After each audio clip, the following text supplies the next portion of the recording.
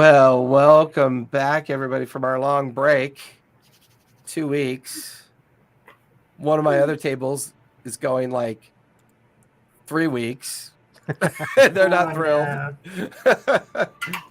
They had some back-to-back work requirements. And then, oddly enough, speaking of schedules, we will meet again on the 29th, correct? As far as we know, we're good the 29th, but then we're off the 5th. As I will be going to fair between the 31st and the 5th. I'll be shutting down the studio for a week while I go do that. We have a SCA event out in Arizona that me and my partner in crime are going to be part of. We're actually merchants in the SCA. So apologize for the voice. I think it's because we're really, really cold in LA, right? Or in Southern California. So Callista does not like the cold. She tends to run the heater a lot. So when it gets really cold, she runs the heater and it gets really dry. And then, of course, I promptly begin to sound like I've got a frog in my throat. Rah, rah, rah, as usual. Par usual. I mean, it kind of fit the story here a minute when we had that bullywog, but... Well, a while ago, yeah. I'm glad I'm not doing that voice. Bullywog voices are fun up to a point till you can't speak anymore. So, Winter, we don't know where Winter is. So hopefully she will join us soon when she realizes that we're playing. Maybe she tried to follow the mouse folk back.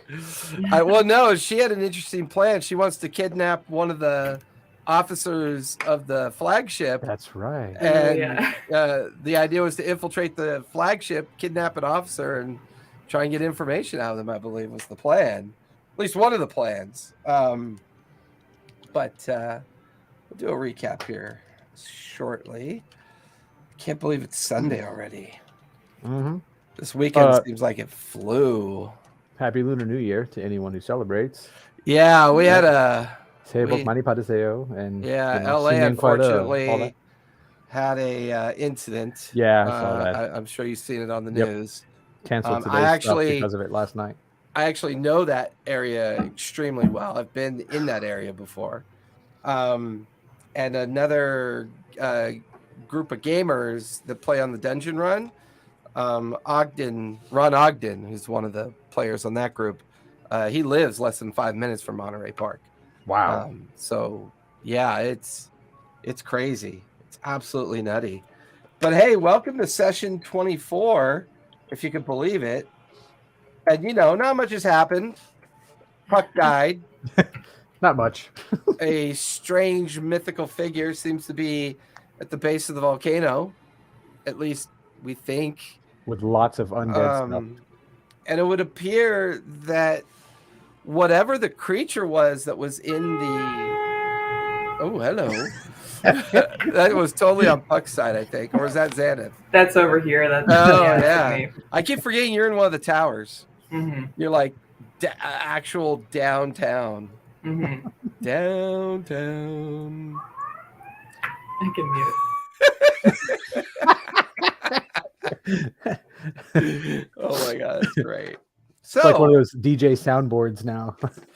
Where we last left off, it would seem after dealing with a surprise visit from an undead or aberrational T-Rex that seems to have been sent for some purpose, Mithra, after being brought back out of their cursed form and into their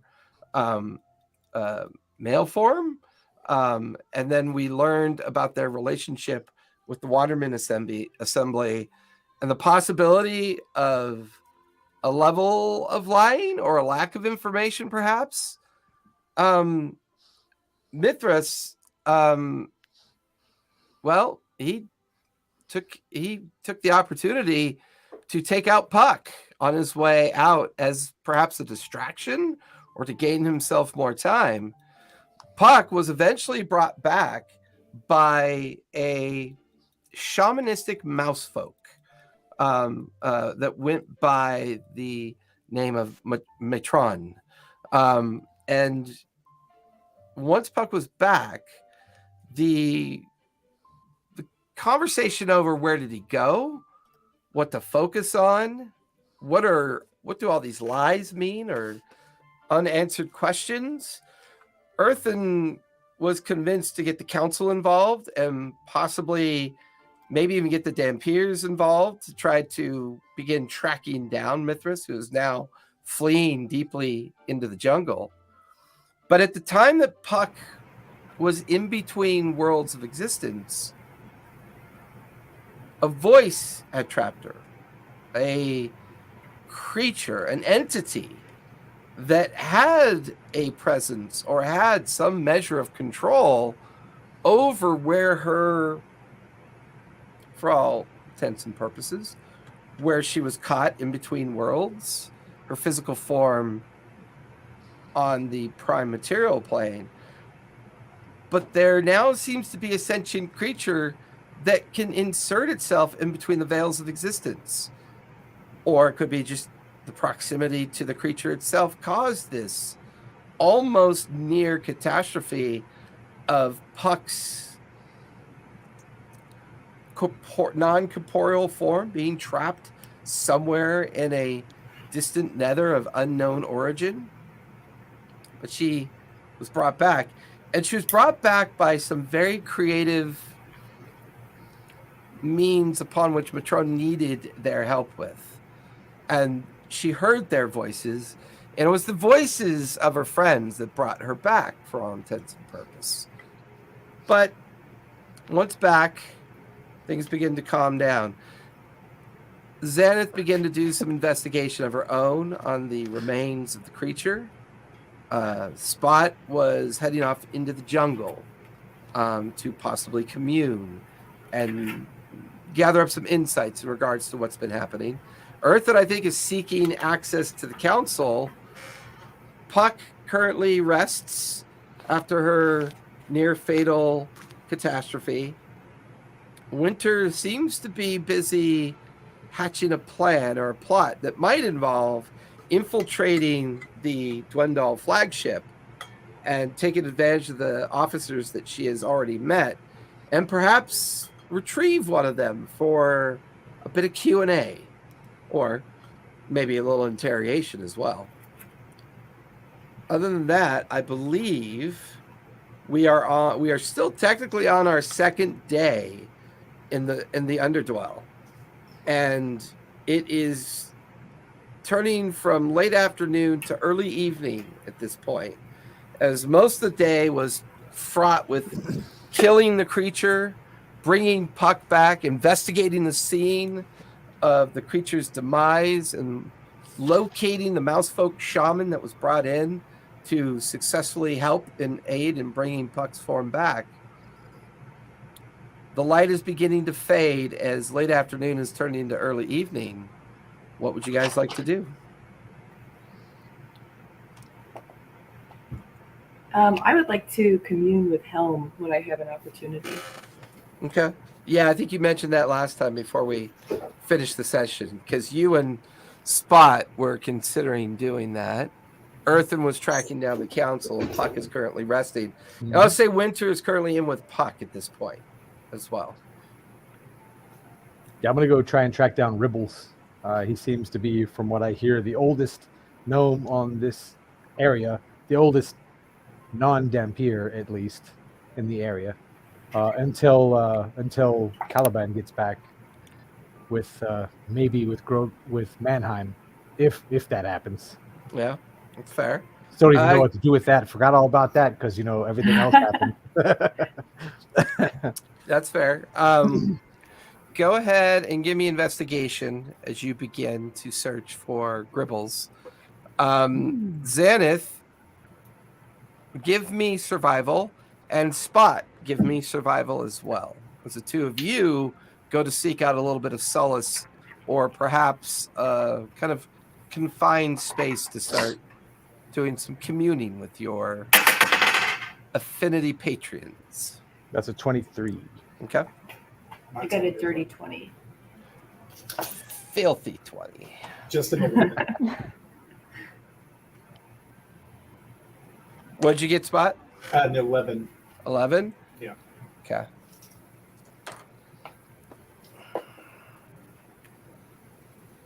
Zenith, it's an unusual thing for you. More has happened in the last 2 or 3 weeks of your life compared to your involvement with where you've come from. Your search has always been designed with the idea that Helm needs to... You've always felt that Helm would be kind of a revelation, that these revelations would help guide your thought and your process. The inner monologue that you sometimes have via the helmet has always come and gone in either harmonic tones or subtle influences or whispered voices. To a certain degree, your focus and your ability to channel these thoughts or these conversations through your helmet has always given you your own ability to find an opportunity to try to make this work with Helm. This idea of what Helm is, the origin of your own understanding of your relationship with Helm. You find an abandoned shrine. It's difficult to know how old it is. It's difficult to even truly understand if this is still an active shrine or not. It's heavily covered in ivy and jungle vines. There's lichen and other moisture kind of growing plants around its base, but it feels old. It looks to be a shadow, like a shattered effigy of a statue of a male warrior. Hard to know for sure. You're not even really sure if there's a lineage involved. It just feels like this old abandoned shrine tucked in between a couple of houses that aren't being used, in amongst the kind of like coral and the rock. Mm-hmm. But it affords some privacy. You place your helm on the ground and you begin to try to commune with Helm. You begin to try to understand and reach out. Give me a charisma or persuasion check. Your choice. Okay. And can I cast the spell commune? Is that what I'm doing? You could if you want. Okay. Yeah. Can I do that? Yeah. Okay. Do you still want me to roll for charisma or persuasion? Yeah. Okay. It might impact what you get back. Okay. That's a 14 plus persuasion, so 16. Or 17, sorry. Okay.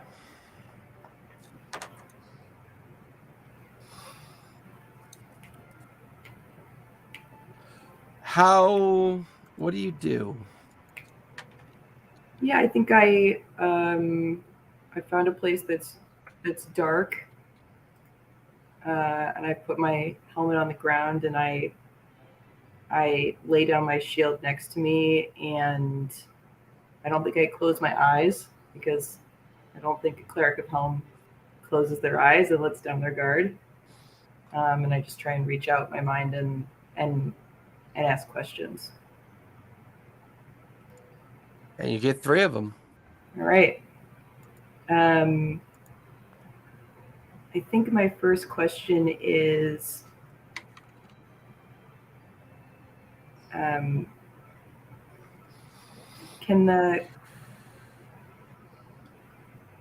the clerics of Helm on this island be trusted?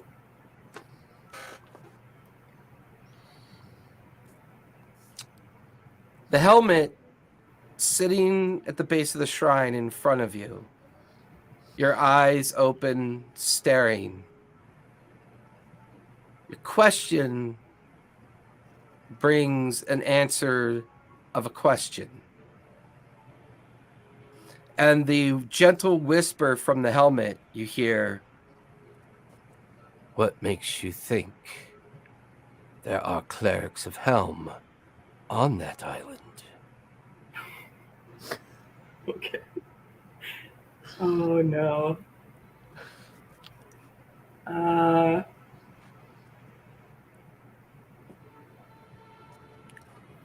I love this spell. I love this spell so much. It's a cool spell, and I'm wondering whether to go in a different direction than the questions I was going to ask. Well, that's kind of the purpose of Commune, Yeah. right? Like, it's why the questions become so much more difficult, because you have in your mind what you think that first question's supposed to mean, but it doesn't, immediately resonate.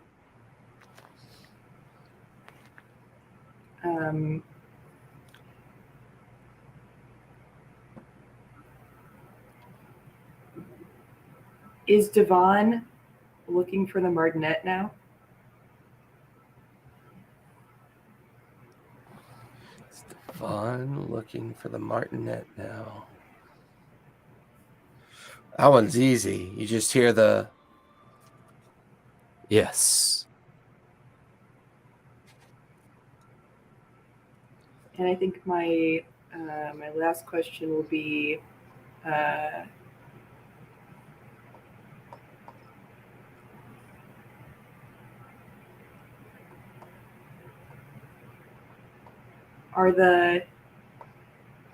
can the Dampier gnomes be controlled by the thing at the center of the island?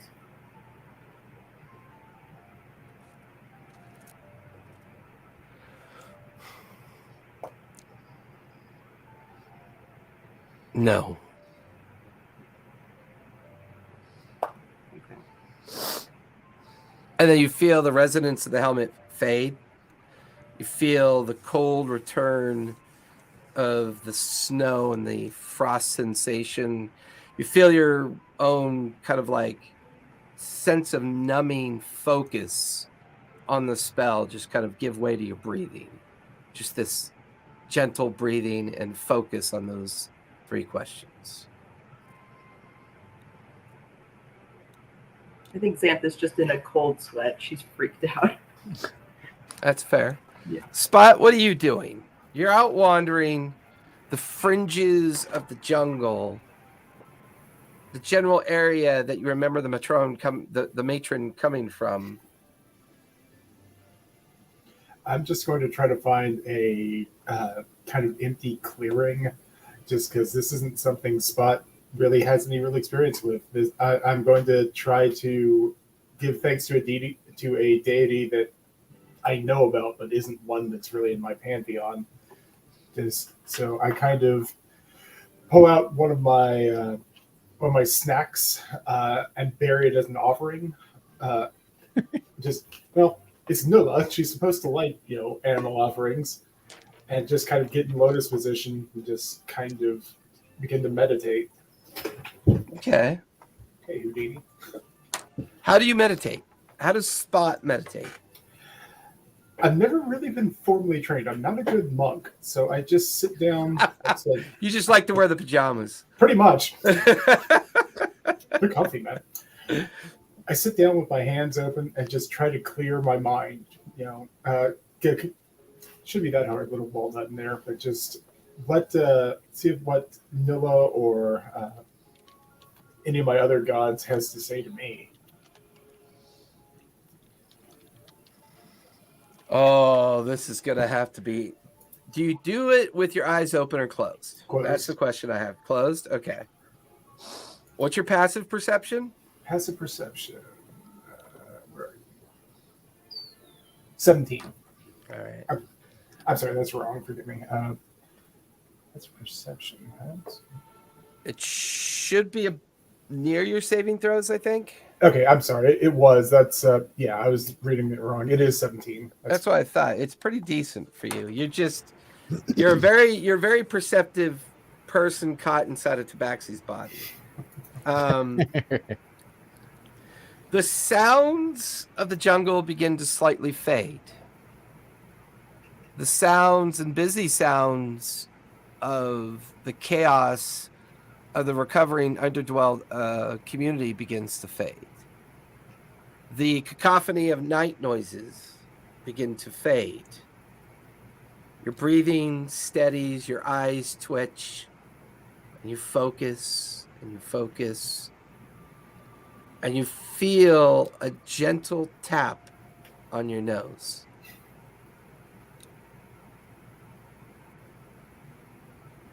Which one of my gods just booped me? Oh, I don't know if I'm a god. I don't. I just kind of slowly open my eyes, and what do I see? Standing in front of you is a very androgynous figure. Their lineage undiscernible, their gender undiscernible. They stand there in front of you, covered in jungle ivy, as if it's their skin. Their face is a mixture of blue and green hues. But when you trace the kind of almond-shaped face to a set of round eyes, they lack pupils, but they have the depth of greenery in them. For hair, long strands of jungle flower flowing back out of their hair with small branches of twigs sticking out of their hair. Their lithe leg forms are very childlike in appearance, but there's an overwhelming sense of age in their stare at you. Why are you asleep in the middle of the jungle? You know, there's things out here that could eat you.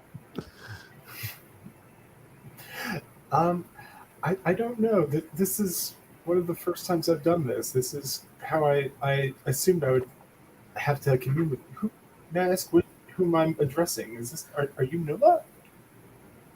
They sit down in front of you very crisscross, but they do it with such a fluid motion, you swear you don't remember seeing them move. Like, almost, it was almost as if you blinked and they were sitting in front of you. And they just kind of stare at you for a moment. Why are you asking questions? Well, I wanted to give thanks to my deities for everything that happened in the last couple of days, because I don't know how we got out of that. I've made some sacrifices to Timora, but given what happened with my friend Puck, I really wanted to try communing with Nilla. Just have them pass my thanks on to the Wild Mother, if possible. What exactly makes you think that the gods were involved? Well, we just saw a mousefolk bring my friend back to life, more or less.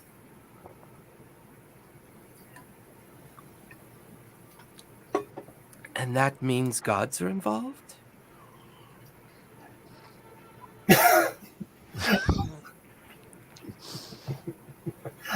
And they just kind of stare at you. You get the feeling that they are looking at you as if you're a child. Fair. Maybe not, but that's just how they are staring at you currently. And then it's a little unnerving that their eyes never blink. Like there's no, like their eyes are almost lidless as far as you can tell. Okay, well, I know this. I'm not sure much right now. I know this isn't the cat lord because reasons, but again, would you mind telling me what name the sentient folk know you by? That who knows me by? The mortals, people. You ask the strangest questions. I'm a kitty. What do you want? I just want to know because right now I don't know if I'm talking to Timora or the Wild Mother or someone completely unrelated. Give me a wisdom save, Spot. Uh-oh, this is going to hurt. Wisdom. Wisdom save. Where you at? That is an 11. Okay. There's a buzzing sensation in your mind to the point that your eyes and ears go slightly numb. And they just stare at you for a moment, and as they talk, the voice they talk with emanates from your mouth. I don't know why you think just because something isn't recognizable, it should automatically be a god.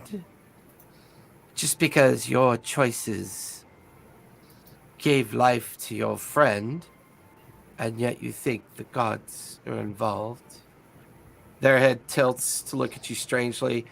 A kind of root system-like tongue lolls out for a minute and then pulls back in. You can now see like strange moths and other flying insects are buzzing around both you and them. You feel a little sleepy too, like, and they're closer than you remember. It's uncomfortable how close they are. And suddenly your eye itches a bit. You try to reach up, and as you reach up, you feel something attached to your face. Oh, this is fun. Oh no. It feels like vines, jungle vines. Please, continue with your questions. They're fascinating. So you came out here thinking that you were going to thank the gods for saving you and your friends. That was my intention. Can I try to extend one or two of my claws very slightly and try to cut the vine that I feel on my face? No, you don't feel a reason to. Oh, okay.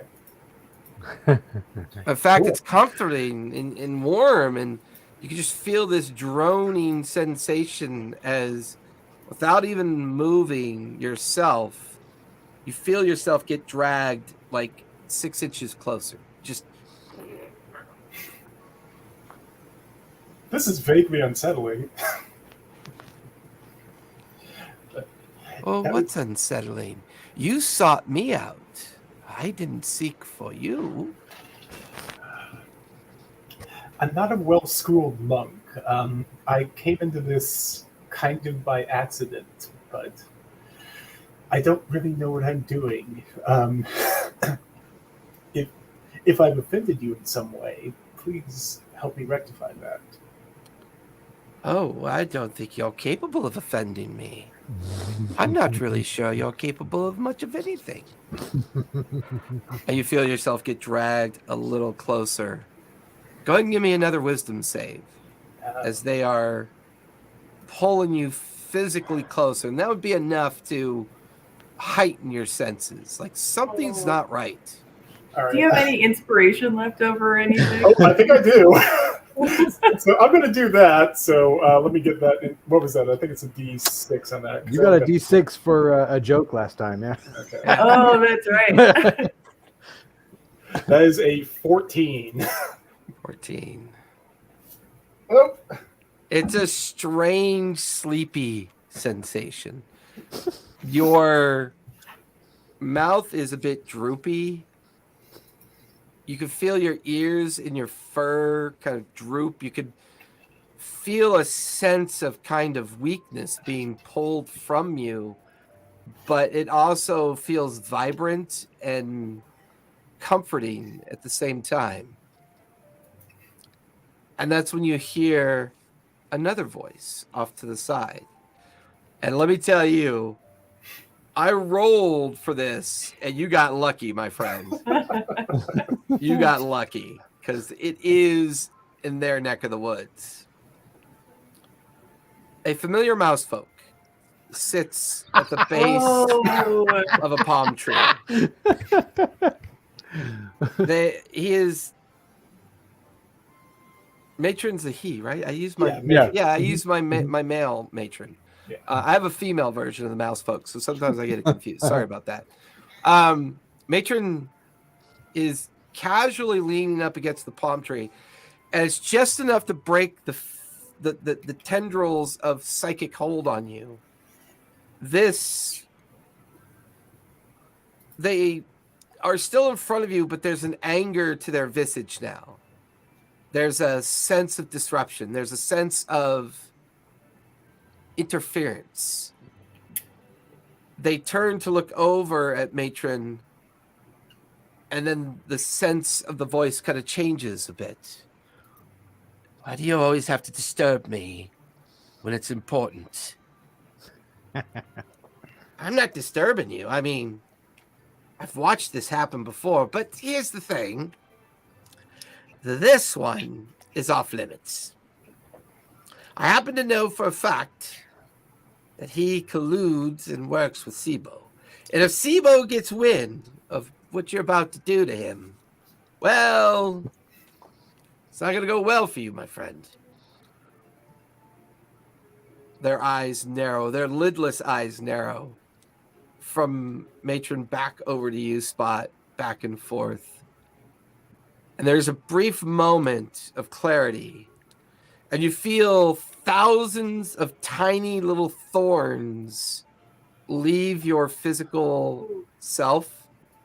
And hundreds of tendrils of vines are retracting away from you. I don't think that was either of those guys. Huh. Matron is literally pinching the bridge of his nose, like maybe he's made a bad choice.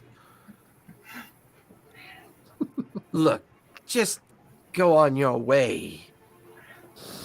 There'll be other targets for you. You don't want this one. I mean, look at the amount of fur. It would take you at least a year to digest all of that. I mean, there are more purposeful targets. And the matron's voice gets deeper with this thaumaturgy kind of blast. And then the jungle dryad looks back at you and then back at the matron. Stands up on delicate feet and legs. Fine. Just be sure to let Sibo know it was an honest mistake. And without walking or movement, they just blend back into the jungle undergrowth, back into the palms and trees, back into just the greenness of the expansive jungle around you. And then suddenly the noises of the nearby underdwell, the canopy sounds of a busy jungle. That will be 36 points of psychic damage. Oh, You currently have a point of exhaustion. That's for 2 failed saving throws. Absolute worst luck trying to commune with gods. I'm bad at it. It's really. The kicker is like, isn't his god the luck god? Yes.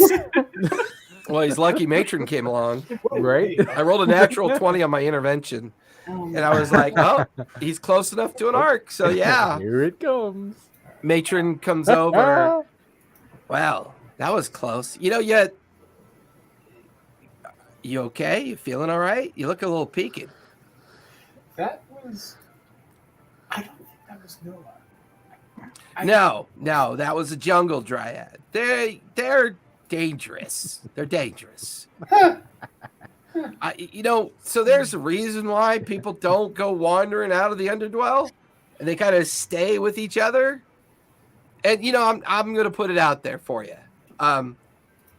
You almost got eaten by a T-Rex. Your friend died from somebody stabbing her, and you go wandering out. What are you doing out here, Spot?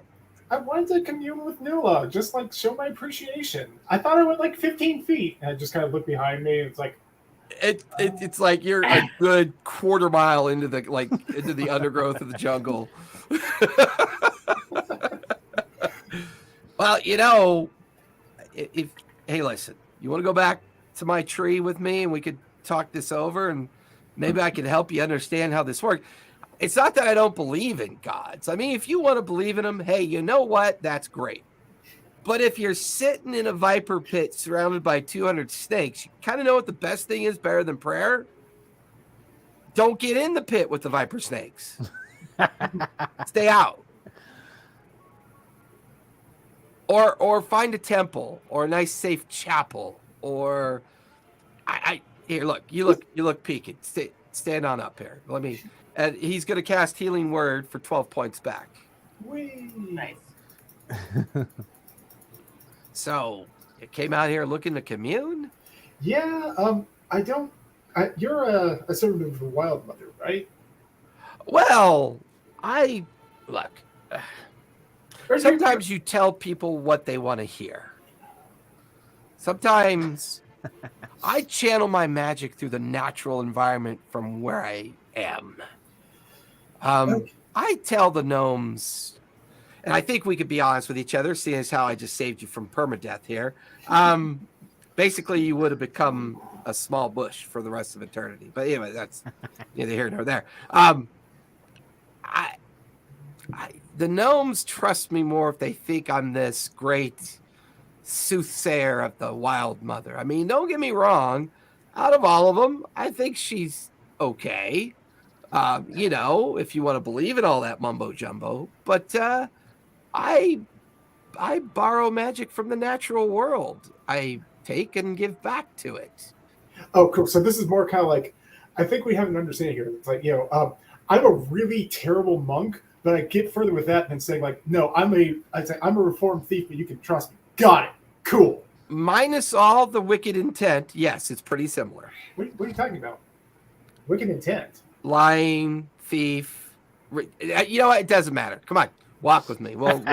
I got some tea back at the tree, not more than a mile from here, and I'll get you situated before I send you back. Okay. Do you want to like ride on my shoulder or something? Like I don't know. Oh, I feel that no. possibly cute. No, I'm not going to be touching any of that's in your hair. I think you need to get cleaned up. You know what? That's when you start looking at yourself. You're covered in like a very thin kind of sap that the thorns were extruding to keep you numb.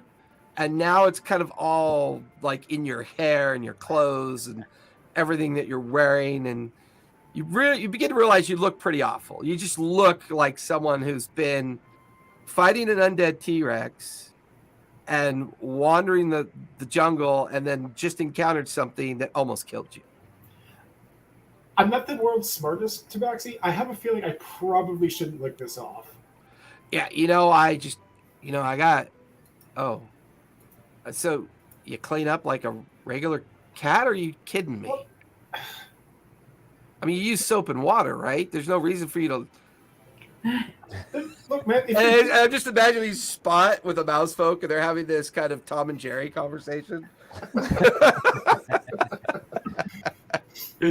No mallets involved. I mean, look, man. Of course, I bathe like a normal humanoid, but like, I mean, there's some habits that evolution is just kind of hardwired in. Like, you get it. Like, No, I don't even like cheese. I'm lactose intolerant. well, that's a myth. That's because like that was usually like the last things humans had left in their cupboards. Like all the root vegetables and stuff would be gone, or like Are you sure you're okay that thing didn't do something to you? I don't remember you being this stupid. You seem more clever. Just didn't know him long enough. At this point, the two of you are like standing in front of his home, this tree, and you're looking at it going, I can't fit in there. The door is like tiny, and oh yeah, don't worry, that's just. And he kind of claps his hands, and he watches the tree gets 3 times bigger, and then the door normalizes, and he opens it. It's just at first it's just kind of like a little void, and he just steps into the tree. I feel like there's a. Okay, I just walk in with him. You walk in right behind him. Puck, you're on Sibo's oversized couch at this point, which is saying a lot because you get the feeling that this couch is probably not part of her usual inspiration of furniture within her kind of like her residence is a mix of workshop, alchemy lab, study, place to sleep, place to eat, and it's just this very cluttered existence with a little bit of kind of, order to the chaos. Winter seems to be sitting over at a table and chair and furiously going through a journal and looking for information about something, but she's lost in her own thoughts. Sibo comes over and sees that you're kind of awake, and both, Punch, I would imagine, didn't we send lunch off somewhere? I don't think so. I think he's just kind of. Oh, he's a coin in your chilling. pocket. Yeah. Yeah, he turned back into a coin in your pocket. The Punch is curled up at the base of the couch. And Sibo, she walks over. Well, you had a close call, little one. I know I should call you young one. We're both little. Anyways, have a bite to eat, would you? Oh, thank you so much. Sit up. And she kind of pulls over a small step stool, sets a tray of just kind of like fruits and vegetables and cheese and meats. And she kind of sits down like on a chair next to you while you're kind of resting slightly at a slight angle, able to reach the food. And every now and then, Punch's furry head pops up and you like throw a piece of meat in his mouth and he puts his head back down. So, I was listening in on some of the conversations that you and your friends were having while you were being brought back. And after you were brought back. Tell me, what was that like? Oh, God. Unpleasant. Scary. How long? I guess you've been here for a very long time, your entire life, right? Well, the Underdwell hasn't always been here, dear. It kind of started off as a small community of cast-offs, people that didn't want to live up above with the others, sensing the change and the derision and the treatment of people and the consolidation of power and greed. One by one, we just kind of ended up down here, this old sanctum. Somebody must have been here before us, but I'd say I've been here the longest for sure. Huh.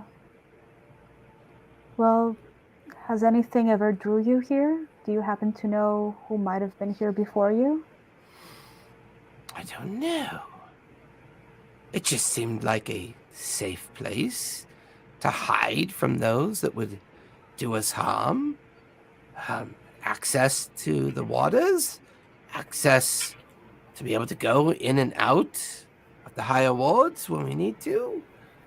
A way for us to find safety for those that needed it. I never really felt specifically drawn to this place, but perhaps I've never truly thought of it from that perspective as well.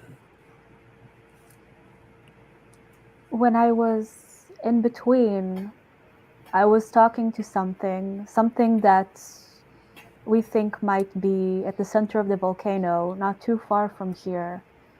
Something that with all likelihood sent the T-Rex here to harm your kind and is able to reach this place. Has anything like this happened before? We've had strange, wild encounters before. But we've never had anything so nefarious as what you and your friends dealt with. That's why I find it interesting in the sense of timing. I aid you and your friends in undoing whatever curse was upon that Mithras. And yet all of this unfolds around us. It seems so. I'm sorry if we've darkened your doorstep with some unfortunate things. On the contrary, sometimes things get quite boring. Well, when I was there, I saw an army inside the volcano that seems to be waiting So it An might army? thousands. Do you feel like maybe this might have just been a fever dream? Maybe this is what our minds do when we're about to say goodbye to the world and become something else? At least what we think lies on the other side. I think it happened before I truly passed, before I was stabbed. I was trying to connect with. Fascinating. Well, for the record, they were making another undead thing, one in the shape of a monkey, so maybe if there's any kind of way to fortify the area a little bit, just to be safe. Monkey. That'd be a strange thing to send this way for sure. But you felt it was real? That this voice and this image? Describe for me what you can remember of what it looked like. This creature with a voice. I tried to describe verbatim as much as I've seen. Sounds like a lot of shadow and smoke. You know, it's an interesting thing about volcanoes. Some people think that they're portents. Some people would even say they're potential gateways between existences. A great deal of disruption and violence in their creation. But the volcano on this island is sat dormant for as long as I can remember. The occasional tremble or tremor through the island, but never enough activity to make us all concerned or worry about ill intent. Well, I trust your sense of the island, so maybe it is just something else. I don't know. Maybe. But definitely worth trying. I'm going to try to find your friend again. When you feel up to it, perhaps you can too.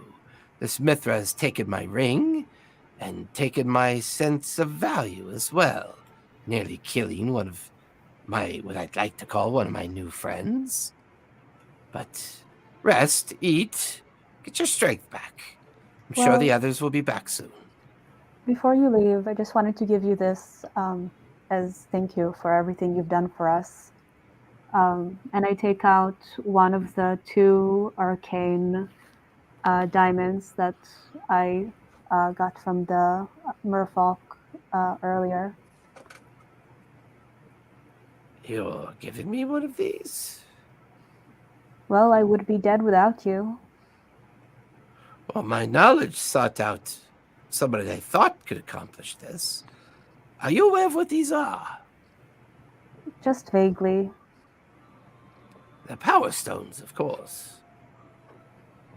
You fuse magic into them, and then that magic can be cast out of these stones. Or you could use them to pass enchantments into things as well. Let me show you what you could do with these. What's your preferred weapon that you have on you? What is your sense of weaponry that you have? I have a crossbow. And do you use it, or do you prefer your blade? I guess I use my crossbow more often. Well, let me see it, and I'll show you something. This is no small matter. This is quite nice. She takes your crossbow over to her workbench. She sets it out there. You watch as she takes the power stone, and she begins to flourish and do an incantation, and you watch as a certain amount of energy is now pulsing in the power stone. And very delicately, she pulls out a small, kind of like rock hammer, as she puts a loop on her eye, and she's now staring at the edge of the power stone, and she very gently taps on it. And when she does, like a radiant poof of arcane dust comes off the stone. And it begins to hover there on its own. And then you watch as the stone drops to the work table, inert, back to its normal form. And fortunately, each time you do this, it weakens the stone until eventually the stone cracks and can't be used anymore. And then she palms the floating arcane dust down and down. She begins to rub it into her hands. Now, I've only tried this a couple times. What would you prefer? Would you prefer your crossbow be more accurate or greater range? I guess I could always get better at accuracy. She lays her hands on the crossbow, and then she begins to rub the hands on the wood and the cross brace cord, the trigger assembly, the handle, and eventually you watch as this arcane glow kind of blends into it. Well, I'd say that you now have advantage with this. Oh, wow. Thank you so much. Kidding? And you're okay with me keeping this power stone then? It's got maybe one more use in it before it cracks. Yes, of course. We owe you a lot, and I Would know you you'll like to use it for learn good. how I did this? Actually, that would be amazing. And then the two of you spend pretty much the rest of the evening while Winter's plotting, and the two of you are... She's kind of journaling out a formula that is so complex your eyes kind of go cross-eyed at first, and it looks like it's going to take some effort to learn how she did this, but she's writing in great detail what it would take and the componentry and the effort. And so the two of you spend the early parts of the evening working on that. Earthen, it's not too hard to find Gribbles. He was actually over at the disassembly of the T-Rex. He's currently supervising the last bit. If anything, regardless of age disparity, these are some pretty efficient gnomes. They've managed to take this 50-foot carcass, break it down into wheelbarrow loads and cart loads of rancid remains, and get it out and, out of the center of the underdwell and out into like the jungle canopy areas. And when the last of the workers kind of drift away and drift off, there's the last bit of sunlight is beginning to fade out over the harbor area. And with the jungle canopy being as thick it is here, it gets dark pretty quickly here. Gribbles is the only one still standing in and amongst, just kind of staring at the kind of few remains of viscera, bloody kind of mess, and sees you standing there staring at him, and then just kind of, well, come over. Obviously, you've got something to talk about. Ribbles, right? I believe we met when I ran out here earlier. Oh, Gribbles, I guess you could make it up any way you want. Gribbles, I'm sorry. I've learned from a certain tabaxi friend of mine that remembering things like this ought to be important. I do apologize. Oh, that's okay. Did you see that strange writing all across the skin of the T-Rex, of that abomination? Yes, I did. Were you able to read it? I'm not really good with the necromantic and arcane languages of striations in that form. Well, I mean, I have Stevo can't read it. I don't think anyone can. I have a certain gift sometimes that allows me to decipher things like that, and I can tell you this thing was covered with runes that said seeker, soul drinker, things like that. It was, for all intents and purposes, this was sent here to find something or someone. Interesting. What is your profession?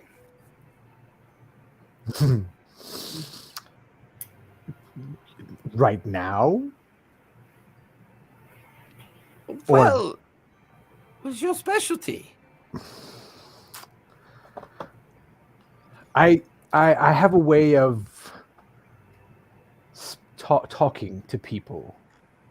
I have a way of inciting things. I have a way of rabble rousing, let's say. That's a profession? It's what I did. I mean, when you lose the rabble, it's hard to rouse much of anything, but now here, I don't know, professional adventurer, let's say. Well, are you at least inspirational in your rabble rousing? My Have you friends had would, successes? Can you claim to be professional in it? rabble rousing would be the reason I am on the run from a certain large draconic empire. Not dragons draconic, but you know, very strict rules, life or death. You know, don't say anything bad about the emperor or they'll kill you. I pull out the So you're wanted not very poster. good at it then if you're on the Well, run. I pull out the wanted poster and kind of show it, and I was like, Oh, you this know, is proof that you're not very good at it. You don't exactly no, want to be no, a wanted poster. come on. Hey, look, okay. So they wouldn't have come after me if we weren't at least marginally successful. Okay. Or you were marginally unsuccessful. Okay, glass half empty. Well, is there a purpose to this conversation, Earthen? I want to know everything I can learn about this underdwell, the island, the history of this island, and I hear you're the oldest one on the in this area, at least.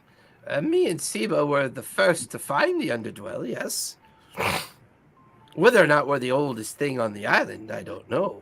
Oh, I didn't say that. I mean, I honestly, I get the feeling that that Caliban has been here longer than you, but Caliban's not here right now, so you're the next oldest Well, thing. Caliban isn't exactly real now, in the sense of, yes, they're old, but things like what they are tend to be very insulated in their own understanding of the world.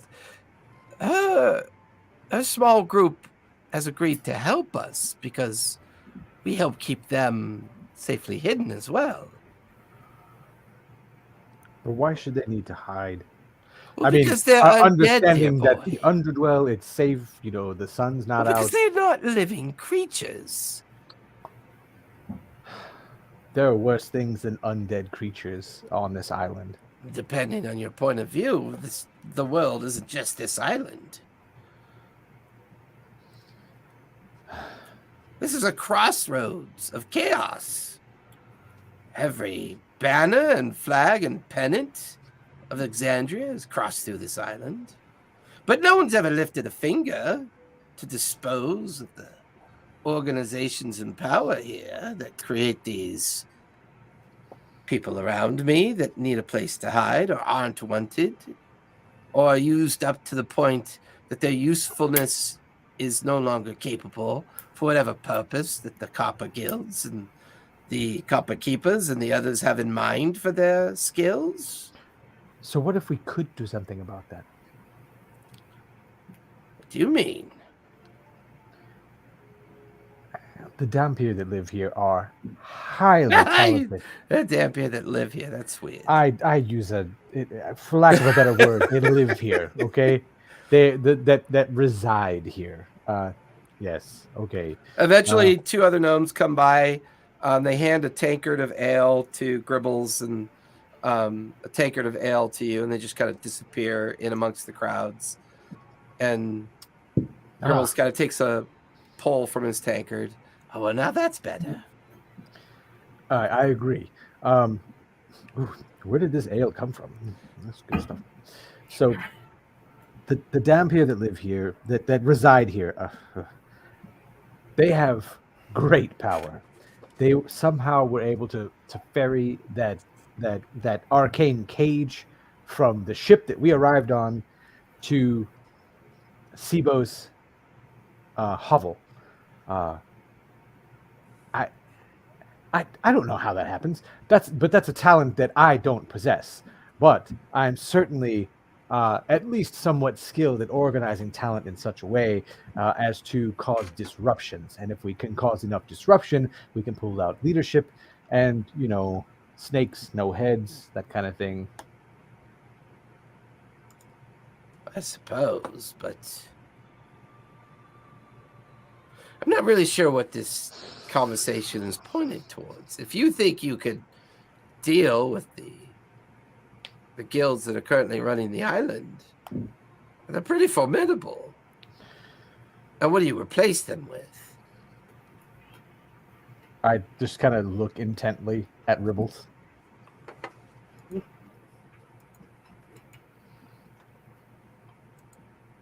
Oh, so you don't know either. You, Ribbles. You down Me? here. You caretakers of the downtrodden. You protectors of the needing protecting. Oh God, the ale already. What's in this drink? The society here, down here, everyone depends on each other. That's as it should be. Without some miserly profiteer milking every last coin out of you. I mean, that's what happened to many of those down here, if your story is to be true, right? I guess. I mean, I've never really thought of any other opportunities other than just surviving. How did you end up down here, Ribbles? Well, I was in charge of operating the main drill works and exploding works of the main mines that they use to extract all the metals and stone that they need for the manufacture of what they did with it. I don't remember. It's not something I even cared about at the time. The pay was good. I was young and stupid and saw an advantage, saw an opportunity, and I took it. I unfortunately grew old. The task became more difficult, and they simply told me to be on my way. Can I roll insight on that? Mm-hmm. That was a 1. Oh no! As far as you can tell, he's telling the truth. Wow. Riveting tale, my friend. Yeah. Well, and then I couldn't really afford to live up there. And I think I remember when I offloaded from the ship upon arrival at Gnomeworks, I remembered seeing this little harbor, this bay, this little secluded area. So I came down here, looked at some of the coral habitats, and I said to myself, somebody must have already lived down here at some point. And that's when I ran into Sibo. She'd already laid claim to one of the coral houses. So I laid claim to the next one, and we just kind of found each other here. the young Dampier that brought us here, Yes. there was some energy in that water. Where does that energy come from? I could grasp no nexus of that energy when we were. I don't know. Through. I mean, we've even had conversations about how we seem so oddly lucky or protected by everything that goes on around us. Until zombie dinosaurs approach and... Well, we've dealt with other threats before. That one just seemed a bit larger and more unusual. I mean... You have threats that have been, carved on in such a way? No. I guess unusual is an understatement. Yes, this creature's quite unique. We've never experienced anything like it before. But we've had wandering raptors and snakes and jungle creatures come and go from time to time. But our agreements with the lizard clans help keep things at bay for the most part. Agreements, you say? What Yeah. exactly are those agreements, if I may pry? Well, it's not really any kind of great secret. When old Sawtooth requires things that he can't get, we trade for foodstuffs and other resources, and we pretty much barter with each other, give each other what we need. They protect the main paths and areas that we hunt in. We agree not to go to the center of the island and disrupt their ceremonial events that they have from time to time. and we shelter their existence from the upper wards. There were 2 lizard folk who were searching for something in the place I stayed in the upper wards. Well, not all lizard folk are from the same place. They could be different lizard folk. I suppose so, but the Most odds of the lizard folk we deal with are quite wild and prefer the protection of the greenery and the wild places. They're not particularly fond of existing or being in places with a lot of people. Have you heard mention of a lizard folk named Scaleback? Scaleback. No, in fact, the prototypical clan development of family structure, lizard folk tend to name themselves based on their clan. So, for example, Scaleback is probably a clan name that they use. Sawtooth's clan, if they use names, it's followed with the name Sawtooth. So he goes by the name of Greenskin Sawtooth, and that's how he's known. But he also wears his clan markings on his tattoos, and he is very much their chieftain. And him and his partner manage the clans very well. What do you know of the rituals that they perform? I mean, you mentioned you protect them while they perform their rituals. Well, we don't protect while they perform them. You protect their secrets so that they're allowed to perform their rituals. Yeah, we do our best to make sure that the folks that dwell up above can't find them and interfere with whatever they're doing. I mean, I would say Sawtooth is very much a very shamanistic being. My conversations with them have been that they've kind of spent most of their time protecting the island by keeping something contained within it. And most of their ceremonies are totems and ritualistic protective magics. I would very much like to meet this Sawtooth. I can certainly give you a map as to where their tribal location is, and you're free to go and meet him. I'm just going to say, I suspect that, they're used to seeing gnomes wandering through here, maybe Dhampir, but not humans, elves, giant cat persons, tigers with gnomes on their backs, with dragons, and, how can I approach them without them identifying us as a threat and attacking? Because that's the last thing I want. Well, take them something to barter with, of course. What do I need? I don't know. Foodstuffs, weaponry, things that they could use to hunt with. They are very proficient hunters. They typically hunt with blow darts and spears.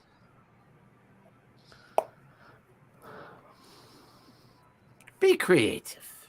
All right. I could point you in the direction. My friend, my gnomish friend has a pretty special map.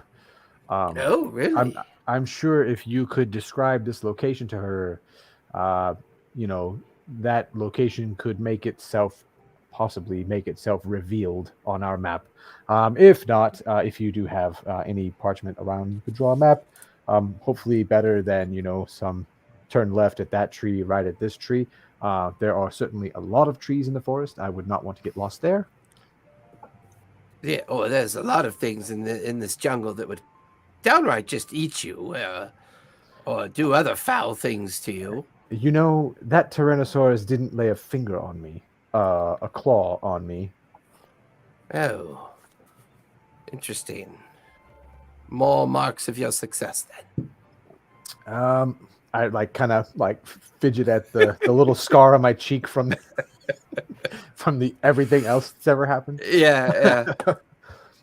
Well, would be glad to give you all the information I have in regards to where they're located, and then your gnomish friend, can help you discern where to go next. One last question, I guess, to take up your time. 1 second, digging through my notes.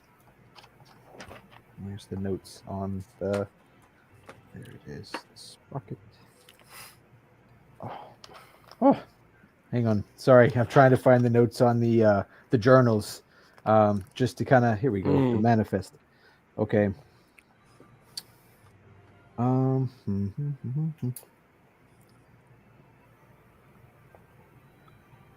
So, wait. Did you say scaleback? Scaleback. Never mind. That's the scaleback I brought up. Sorry. Wrong. Forget that. Yes, you're the one that brought him up, not me. I'm gonna pull out the captain's log from one of the ships. I've had it in my bag. From which ship? The one that was captain log with the signature from Grimmer, or Grimmir's, the Thundershroud Guild. Captain Hearn. It was the journal log. I think that was the ship. We only had the log from the one ship. The gnome ship? The gnome ship, the one that got attacked by the Kraken. Yeah. Okay. We didn't get the log for the ship that crashed on the island, but we That's got right. the one from the one that was attacked by the Kraken. That's right. Yeah. I'm going to pull it out at first and just kind of see what his reaction is. I'm going to pull it out and kind of gauge his reaction as I pull out the book and see, because I think the book had the crest of the guild. Maybe a mention of the ship on the outside.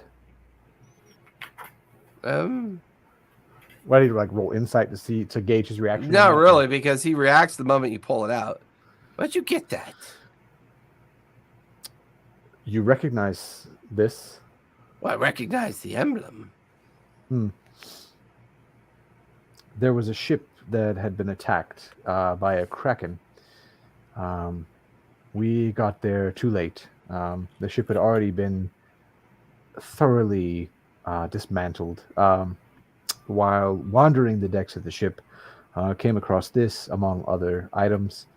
But that ship was carrying something. The Kraken, it seemed obvious that the Kraken somehow had known to reach into the bowels of the ship to try and get something out.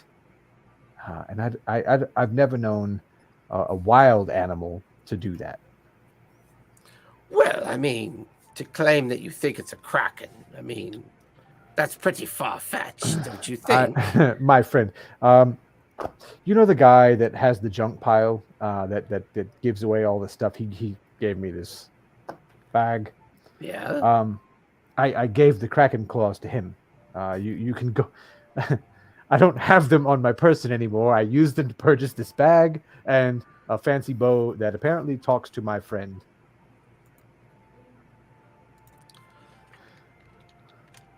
But I assure you, it was a juvenile, not a full Kraken. It was one of the lesser ones. Smaller, one of the ones that the ship itself was not some massive galleon. It was a sloop. But whatever attacked this ship was intent in trying to get something out of that ship. Well, I guess the real question of the day is, what are you doing with a book from the Wanderman Assembly? That's their original crest on that book. Is it the Coppermaker's crest on the book? Yeah, it was the Coppermaker's ship. So I'm gonna pull out my badge, like how I didn't. I'll pull out the badge that was given to us by what's her face way back when, like a week ago, but yeah. But what's her face way back when? I pull out the badge and just kind of look at the comparison between them, and also kind of gauging Gribble's reaction. No, you misunderstand me. There are many generations of the family, of the Wanderman family. That crest there on the book is the original generation that set out to explore the Shattered Isles. But And you said this was on the Copper Keeper's ship. The copper maker's ship, yes. The Copper Makers. I mean, Huh. there were so many guilds present in the hold of that. Like, yes, the copper makers, but there were others that had, there were boxes from other guilds sealed within the copper maker's ship. Yes. Well, that wouldn't surprise me. They trade often in many different things. What's in that book? Hang on, I gotta go back to the page. Sorry. What happens when you establish a line of questioning? I know. Well, I keep flipping back and forth, taking new notes. So, there's a journal by 6 months. There was each new voyage, about 15 new pages for each one. There's the journal and log. They originated in Diwali, and they were heading to Marquisia and Drusar, and then no Morks for a while. And they were onboarded from the Thundershroud Guild. But the signature here in the book is from a Grimmer. I can't. It's a script that I have difficulty reading. I kind of show him the signature. Grimer. Yeah. Any of those. I mean, obviously, no Morks. We know the locations: Diwali, Marquisia, Drusar. But May I look at the book for a moment? I hand him the book. Hefts it over. Turns it around. Looks at the binding. Huh. You watch as he cracks the binding. And the spine of the book flattens out. And he lifts the entire interior of the book so it comes out of the leather binding. And in between the leather binding and the book inserts is an old folded up piece of parchment stitched into the book itself. This book has been altered. It was something else before. I don't even know they think they understood what they had. I think they took an old cover, put it on a log that they were using, and simply used it for a purpose.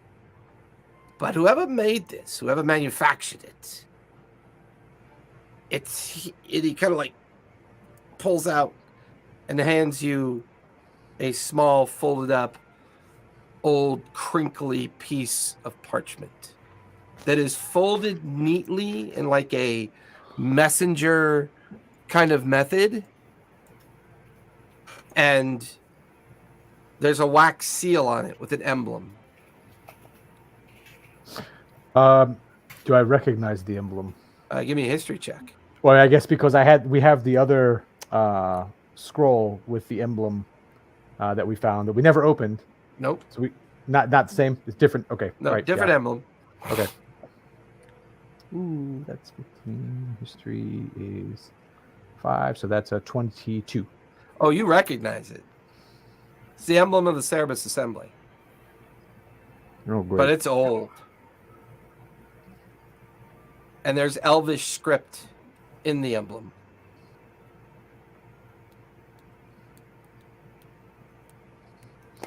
I'm going to ponder a bit on the Cerberus Assembly. Aside from what we're talking about right now, so I guess out of character, that's the group that deals with Dundalian Empire. They're like the learners, the seekers for those guys, right? The Cerberus Assembly, in its current state, after kind of being corrected by the Cobalt Soul and being involved with a group called the Mighty Nine, they suffered greatly in their organizational control and their influence over the Dwendalian Empire. The Dwendal Empire itself is kind of going through a transitional change as well.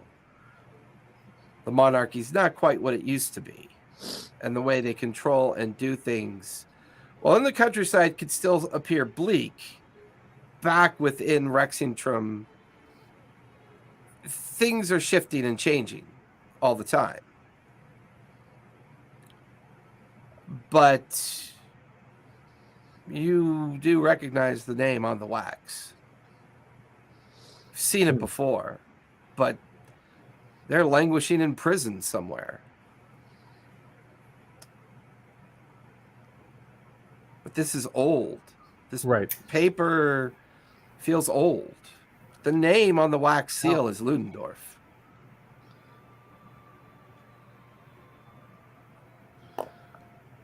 How old would you date this parchment? Oh, I don't know. Maybe 50 years or so. Maybe older. I mean, you recognize the emblem too, don't you? Yes. Their ships do come here from time to time. In fact, one of their flagships is in the harbor now. We encountered the special guest from that flagship. He nearly killed me. Only 2 days ago. Yes. Mason. Yes, Mason. He's not a friend. To be honest, I'm not sure what he is.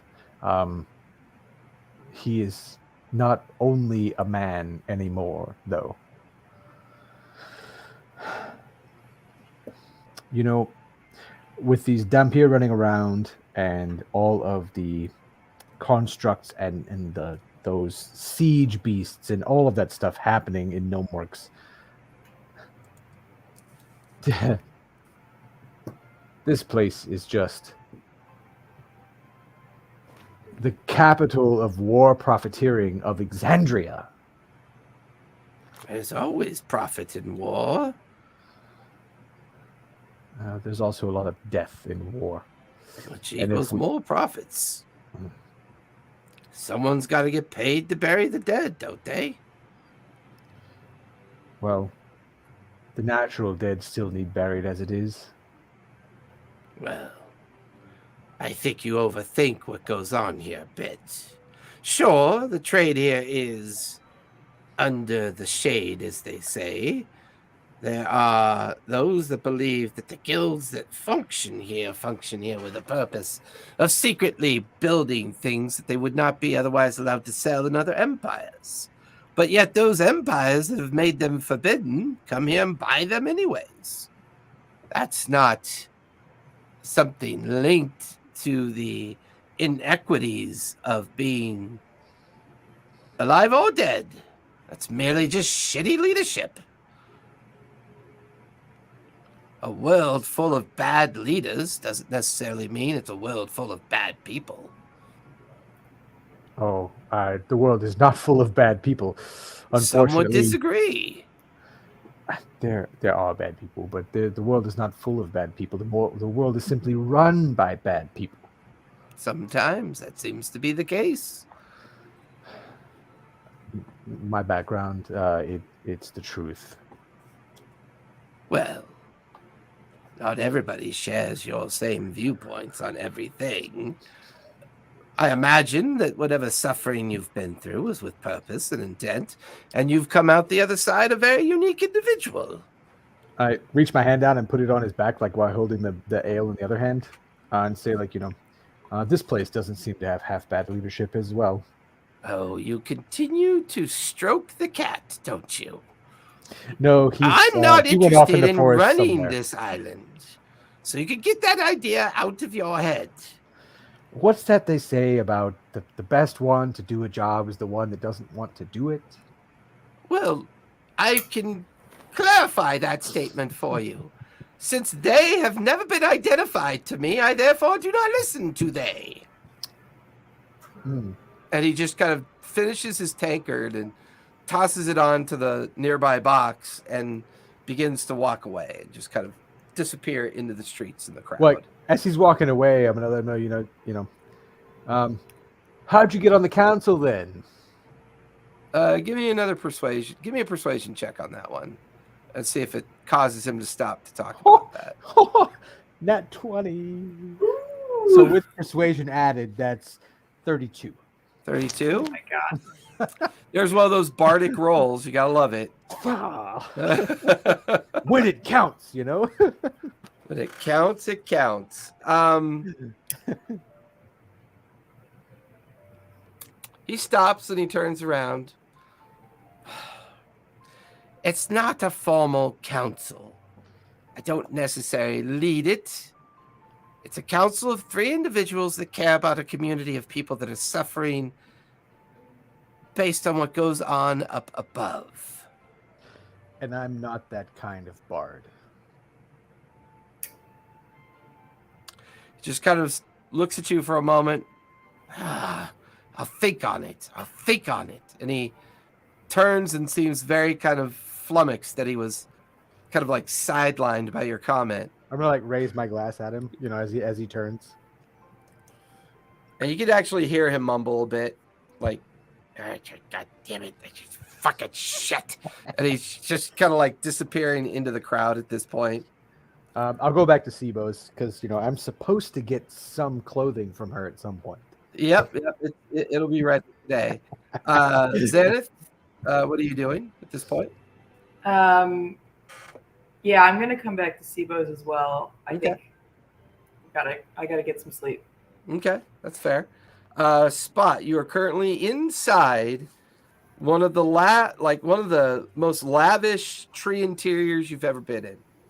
As you stand there looking at the matron's complex, it is massive. The tree itself on the outside looked very normal, but on the inside, it's pretty massive to a mouse folk. To you, it's merely comfortable. But this, I mean, the interior is maybe 2 stories, multiple rooms. He's got plenty of space to be able to do whatever he wants to do. But once again, as a normal sized tabaxi, it's just barely comfortable enough for you to fit in. I'm sorry about the space. It's not really designed for people of your size. No worries at all. This is easily top 10 hollowed out trees I've ever been in. Well done. The fact that you've been in multiple hollowed out trees is fascinating. Anyways, your fur will not do. You watch as his little mouse folk hands kind of prestidigitate your fur for about 2 or 3 minutes, and you're clean, but you're poofy.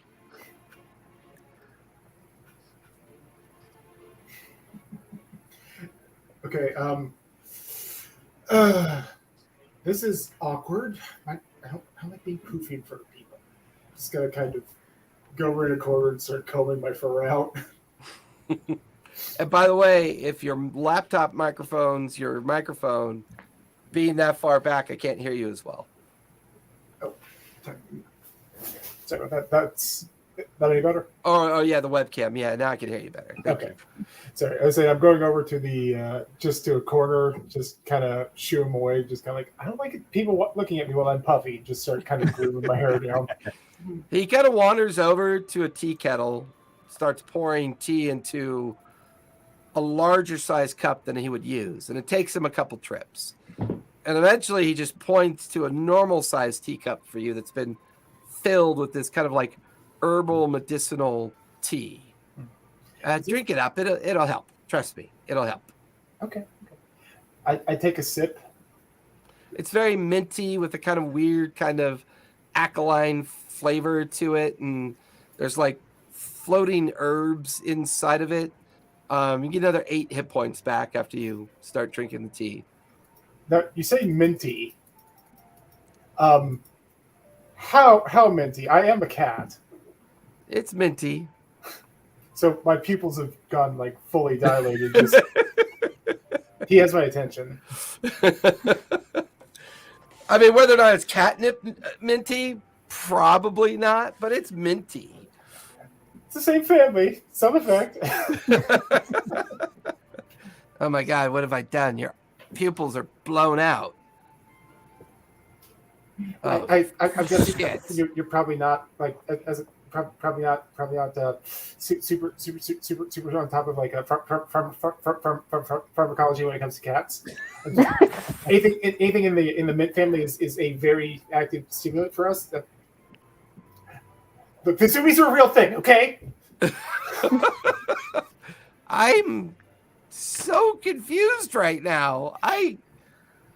Okay, just calm down, settle, sit, stay. This mouse folk is just like doing all the quintessential things you could do to prevent you from literally racing around and destroying the interior of his home. Because it would happen. You're big enough. So, let's talk about what you and your friends are really up to. Because I have questions. Okay. It takes a great deal of power and effort to bring a person back from the dead. It's not a minor process. And if she ever dies again, it'll be almost nearly impossible to bring her back. Bringing people back from the dead is difficult, expensive. It just so happens your payment's going to be some questions I want answered. Okay, I'll do what I can. Now, what are you and your friends really doing on this island? We're trying to find some information about. We were trying to help a guy that was stuck in a bullywog form. That didn't go so well. But that's not what brought you to this island specifically. No, we were on a boat. We were trying to prove that the heir to the Wanderman Assembly was the only one left, so that they could open a blood vault. Oh, so you do have an ulterior mission in mind. Well, I mean, the captain knew about that. I don't know that I call it an ulterior motive. I mean, I'm here for a sense of adventure and stuff. I don't know why the other guys are here. Oh, so you don't really have any interest in finding this information. Now, as far as your perspective is, as long as it's a good time, everything will be just fine. Pretty much. This is really fun. See, now I can trust that sensibility.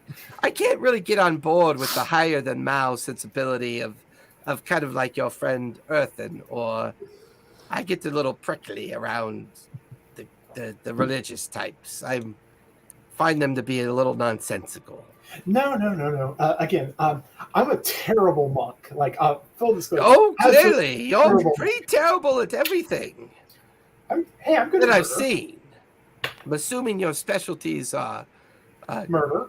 Yes, and if that's your specialty, usually there aren't people left around to witness dead murders. You weren't there when we were beating up that undead T-Rex. No, I'm still a bit baffled by that. I've never seen its like.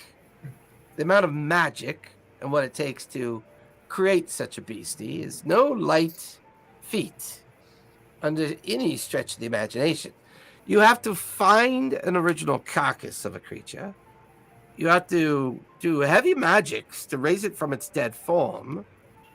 And then there's a lot of other things that are required to make it do anything with purpose or intent. I can't help you there. I'm a punchy monk, not a magic-y monk. That is all way above my ears. All right. I saved the wrong fucker. Okay. Listen, just finish your tea and you know what? I may, you know what? Just finish your tea, relax, get your wind back, and then shit. And he just kind of wanders off, sits in a chair and starts kind of like picking at the bread and meat that are sitting there, and he's like eating it. And he's like, you get a feel he's like lost in deep thought right now. I'm quite a good cook. Can I repay you with a simple but delicious meal? Sure, feel free. The larder's over there, and not much of a kitchen, but there's enough to be able to prep food if that's what you require. To see what he's got in there. Okay, give me investigation as you start looking around. All right, that is an 18. Just about every dried or natural kind of ingredient you'd need. Of course, dried meats, well dried fish, lots of herbs, wild onions, kind of like jungle vegetables, jungle squash, jungle fruit. So there's a lot of options here when you start looking around the space. Matron, what's a dish that you really like?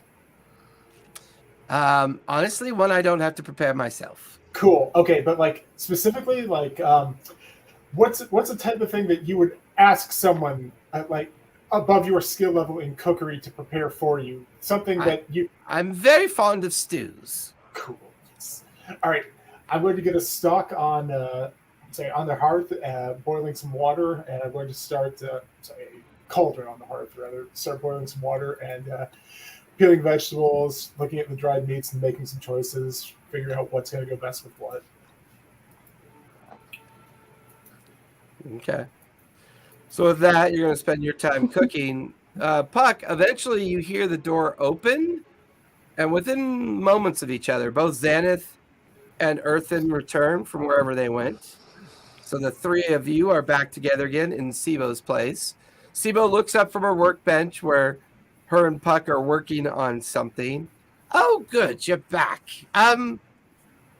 Everybody keeps referring to you as naked. I don't know why you're wearing clothes, but your clothes are ready. It's not everybody. It's the one that got caught naked in the bar drinking some crazy hooch and going wild with his buddies. It's not everybody. Come on. Well, that's fine. I don't really care. She picks up the clothing and walks it over to you in a bundle with a nice bit of string binding it all together. When you wear these clothes, you'll have advantage on stealth. All right. I'm gonna like hold them and like close my eyes and pull the string. Please be fleshy. Please be fleshy. Ooh, purple. How'd you know? I just, you look like the kind that wears purple. I was getting tired of these drab rags. I can't. You should have they'll seen be- what that Mason guy was wearing. It was profound. The colors, the flash, the glitter, the shine. He tried to kill us, but man, he was dressed well. I would imagine the reason why you're down here is because he probably nearly did kill you. Yeah. Very, very, very nearly. I'll like kind of rub the stab wound. It's healed, but where it was. So I like turn to look at Xanth and Puck. And Winter's sitting over at the And table. yeah, kind and of Winter. lost in thought. She keeps mumbling about options to get information out of the captain. So I've put the book back together that Gribbles kind of pulled apart. I put it back together and then I pull it out in front of everyone at gauging Sibo's reaction, but as well as asking them, remember this? Yeah, from the gnome ship. Right. And I glance over at Sibo. She's busy working on the journal she's building for Puck. Okay, so she's not paying attention. All right. Not particularly. Yeah. I talked to Gribbles, and it's Gribbles with a G. There's, sorry, I feel bad, wrong naming him. So Gribbles says that the crest here is an old Wanderman crest. An old Wanderman crest. How old? He didn't say. But look at this, and I'm gonna just take the book apart the way he did to reveal the parchment that's still inside. See this parchment? Do any of you recognize the seal here? Xanath definitely would. Puck, you can give me a history check, see if you'd recognize it.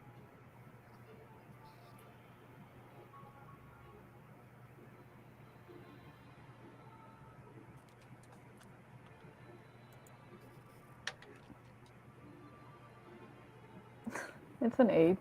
Yeah, you don't recognize it, unfortunately. This is the seal of the Cerberus Assembly. But this parchment is at least maybe 50 years old. And you haven't opened it? Not yet, no. But I had had an interesting conversation with Gribbles. A little bit about the history of gnome works, and I'm just going to kind of fill them in on what we talked about there, talking about the log and some background on the paper as well.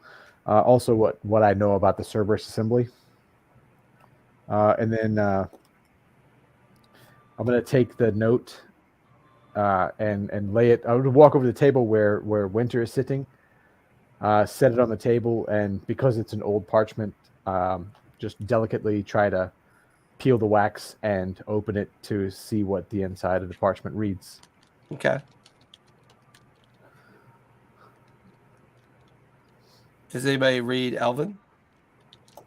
I do. Right. I think. Let me check. I'll double check. Okay. I'm pretty sure I do.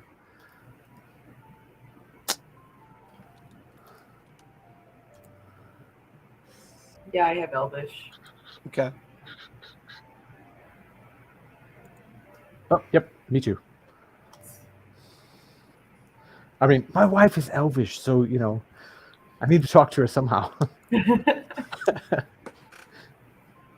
So the first thing all of you notice, the three of you notice, is that it's a pretty detailed map of what looks to be a volcanic mountain.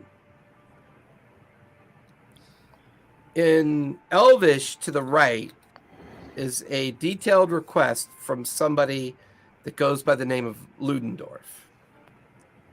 At the time of writing this, they were a member of the Cerberus Assembly, and they note that in the detail of their writing. Yes, I hope you find this message well. I know we haven't spoken for a while, but I am in great need and in a bit of peril here. I believe that there is an item that lies hidden inside of an ancient chamber in the base of the volcano that resides on your island. So please, Master Grimer, if you could send a survey team or a mining team towards the areas of the map that I've pointed out in key notes, I'm sure you will find a vault. In that vault, you will find a sign that should mention something called the Cinder Crest King. I believe that the Cinder Crest King was an ancient dwarven fortress that was led by a dwarf, and his vault, there is a item there that I seek for my own personal collection as it relates to the study of magic related to time and displacement of time itself.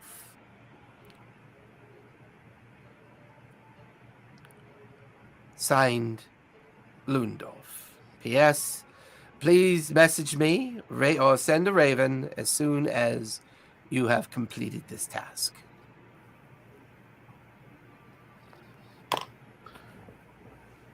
Well, I'm gonna reach back in the bag and pull out the other parchment that we haven't opened yet. That we were considering. Don't know what it is, but it looks official. But now that we're wanted, kind of on the surface, might as well open it. We had this too from the same trip. I'll lay it out and pop it open and see what we can find in there as well. You pop the wax seal, you crack it, and the moment that you crack it, there's a vibration in the rolled up parchment, and it automatically unfurls itself and begins to reveal writing that wasn't there originally as you open it. At first, you were just staring at a blank parchment, and now writing is beginning to appear. Does anybody speak Infernal? I do. Xanath, as you curiously look over the shoulder of Earthen, it is a scroll crafted in Infernal, and it's a spell effect called Speak with Dead. but it feels very powerful. It feels written for a specific purpose. It feels like a spell effect that is designed to project out towards something, the way it's written. Almost as if this is a ceremonial scroll to speak with a very ancient dead power. The way that the flourish of the writing is, the ceremonial treatment of the writing. Mm-hmm. Just to speak with it? Yeah, as far as you can tell. All right, I'll convey that to the group. I recognize this. This is infernal. This is a spell to speak with dead, but not like the thing I do. It's targeted. It's reaching out to something ancient and dead, an ancient dead power. Like a dead god. Could be. I would say with your natural understanding of religion, Xanath, it does have that kind of like ceremonial, religious kind of overtone about it. Mm-hmm. Do we only get to ask it 5 questions? It feels more powerful than that, but it feels like the way the spell's written, it's only good for 1 question. So it doesn't feel like it's written in traditional arcane or divine or divinity way of Speak with Dead is. It's almost like this is something more to it. The complexity of it feels heavier. And that may be why it only works with 1 question. Does it feel like you could like call or summon something with it? Does it feel like you could summon something? But it definitely, well, give me a religion check since you're delving deeper into the nature of this. All right. This thing. Dirty 20. Dirty 20. It almost reads like a parable, as if it's written in a way that feels like you're speaking to a godly creature. Oh, interesting. Well, speaking to nefarious, strange, possibly godly beings has been That's kind of your specialty, isn't it? Yeah. it's been bad luck so far. But if you want to try it, No, not now, for sure. I don't think well, and from the componentry, a lot of what you need, like the focus, is strange. Actually, I'm wondering if you would recognize this.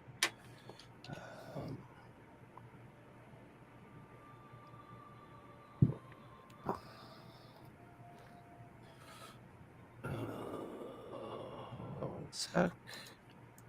I didn't think this was going to happen tonight, but it looks like it's going to. I feel like my general well, what about that? Makes that happen like a lot. What about that thing from 15 sessions ago? Right. What do you think about that? What about that cage that we saw down there? What about that corner? What about that thing? This scroll looks like it's been purposely designed to speak to something called the shadow. Ooh.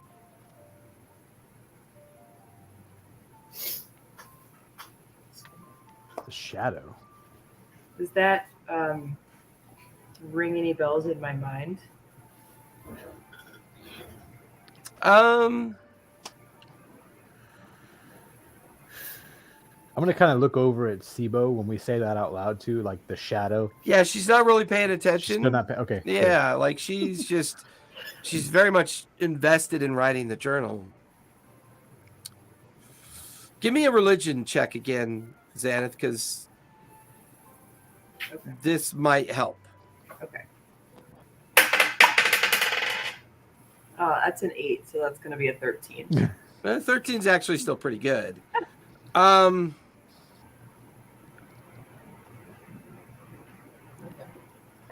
The shadow is sometimes referred to as one of the Dark Six, one of the betrayer gods. Oh. Not a formal name for its existence, but often those that practice the art of assassination will revere this entity of the betrayer gods. And this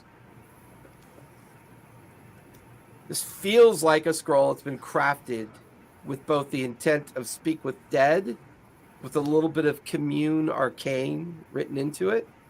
This is someone who's written a ceremony that may allow a person to speak directly with the betrayer god. Oh. And ask it one question.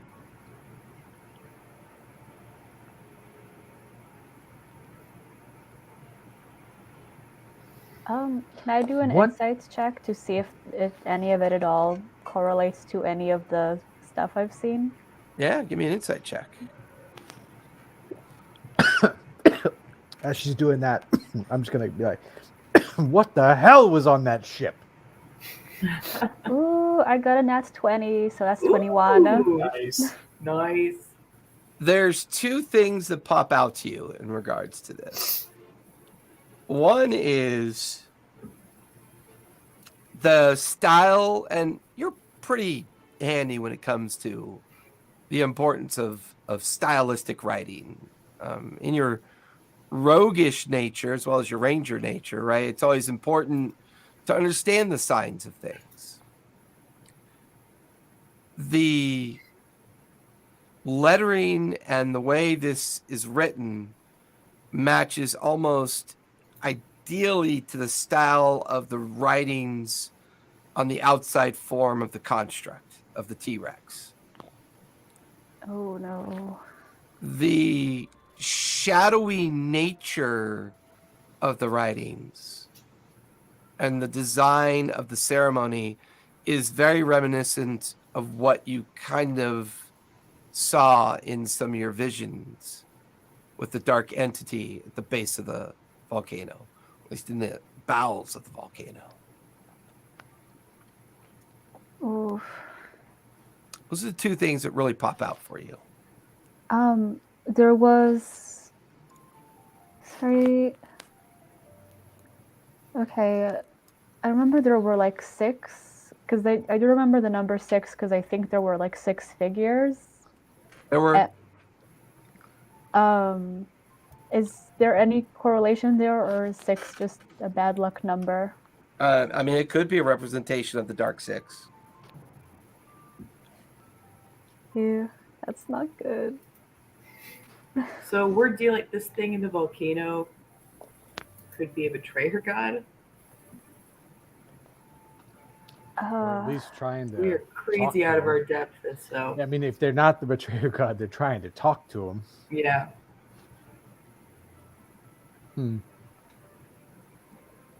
Where the hell is Spot?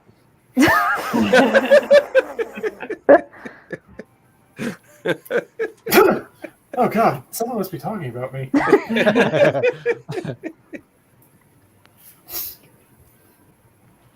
He's gonna be like out naked somewhere, just frolicking. I mean, hey, frolic all you want, but you know, maybe this is not the place to frolic. That sounds like a man who's never frolicked in the jungle. Sounds like the man who's never been nearly devoured by a forest dryad, but you know.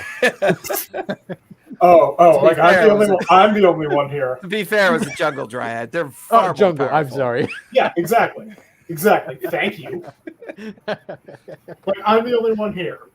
I mean, the funny thing was, had I not rolled that natural 20 on the arc chart, for matron's intervention, I mean, you had one wisdom save left. Oh no! Oops. You had one. What Yeah, was you had my- one. what You was would my have been going save through the left. forest looking for like upside down, lifeless Spot, and then trying to find the matron to bring him back now. Oh no, that's not what jungle dryads do. He would have been a tree, like a plant, or he would have been permanently like moved into the undergrowth of the jungle, never to be seen again, ever. Did you know Tabaxi could be druids? Say, in a serious way, or in a he would have been a plant way?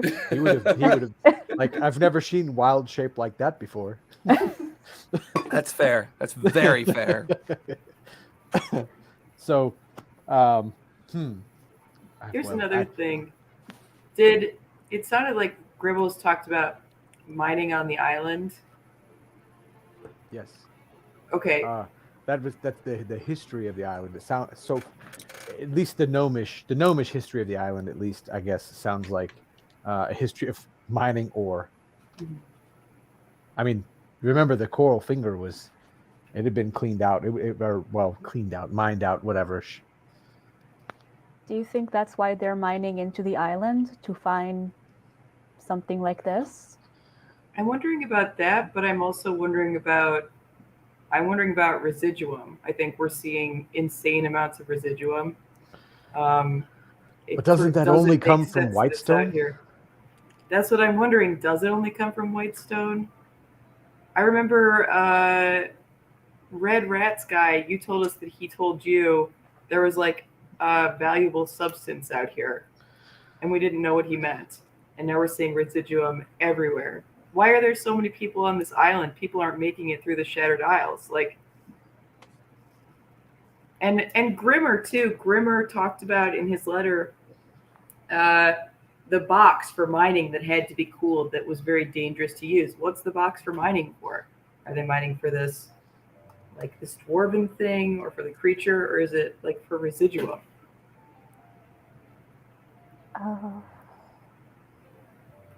Well, I show the map again. You say, well, I guess we have a plan ahead, right? Puck, do you still have your map, right? That fancy map you bought back in.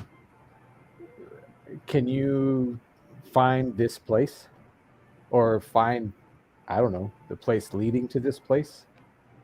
I can try. I pull out the map of Revelations. Spot, you don't remember leaving, but at some point you're back at the edge of the underdwell with Matron. You drank so much of the tea that the entire walk back, you were so busy talking and so busy educating Matron on the sensibilities of Tabaxi understanding, their culture, everything about them. Matron just looks up at you. I brought you back. You're okay. Remember, jungle dryads. Don't talk to them. Okay, but I don't think we touched on this during there. Again, kind of spaced out there for a little bit. I was really high. You did accidentally get me really, really high. But well, that's fair. But unfortunately, you really didn't have anything I needed to know. I'll be honest with you. I made you food. It was good. It was some of the best food I've ever had. The stew was amazing. Amazing. I mean, I could tell you how to do that again. No, that's fine. I feel like this relationship's going to go about as far as it can. All right, I'll leave my monk questions for other people. Yeah, I don't really know much about monks anyways. I wouldn't be able to help you with that. Okay. And I'm not really sure you should go around claiming you're a monk. That could be dangerous.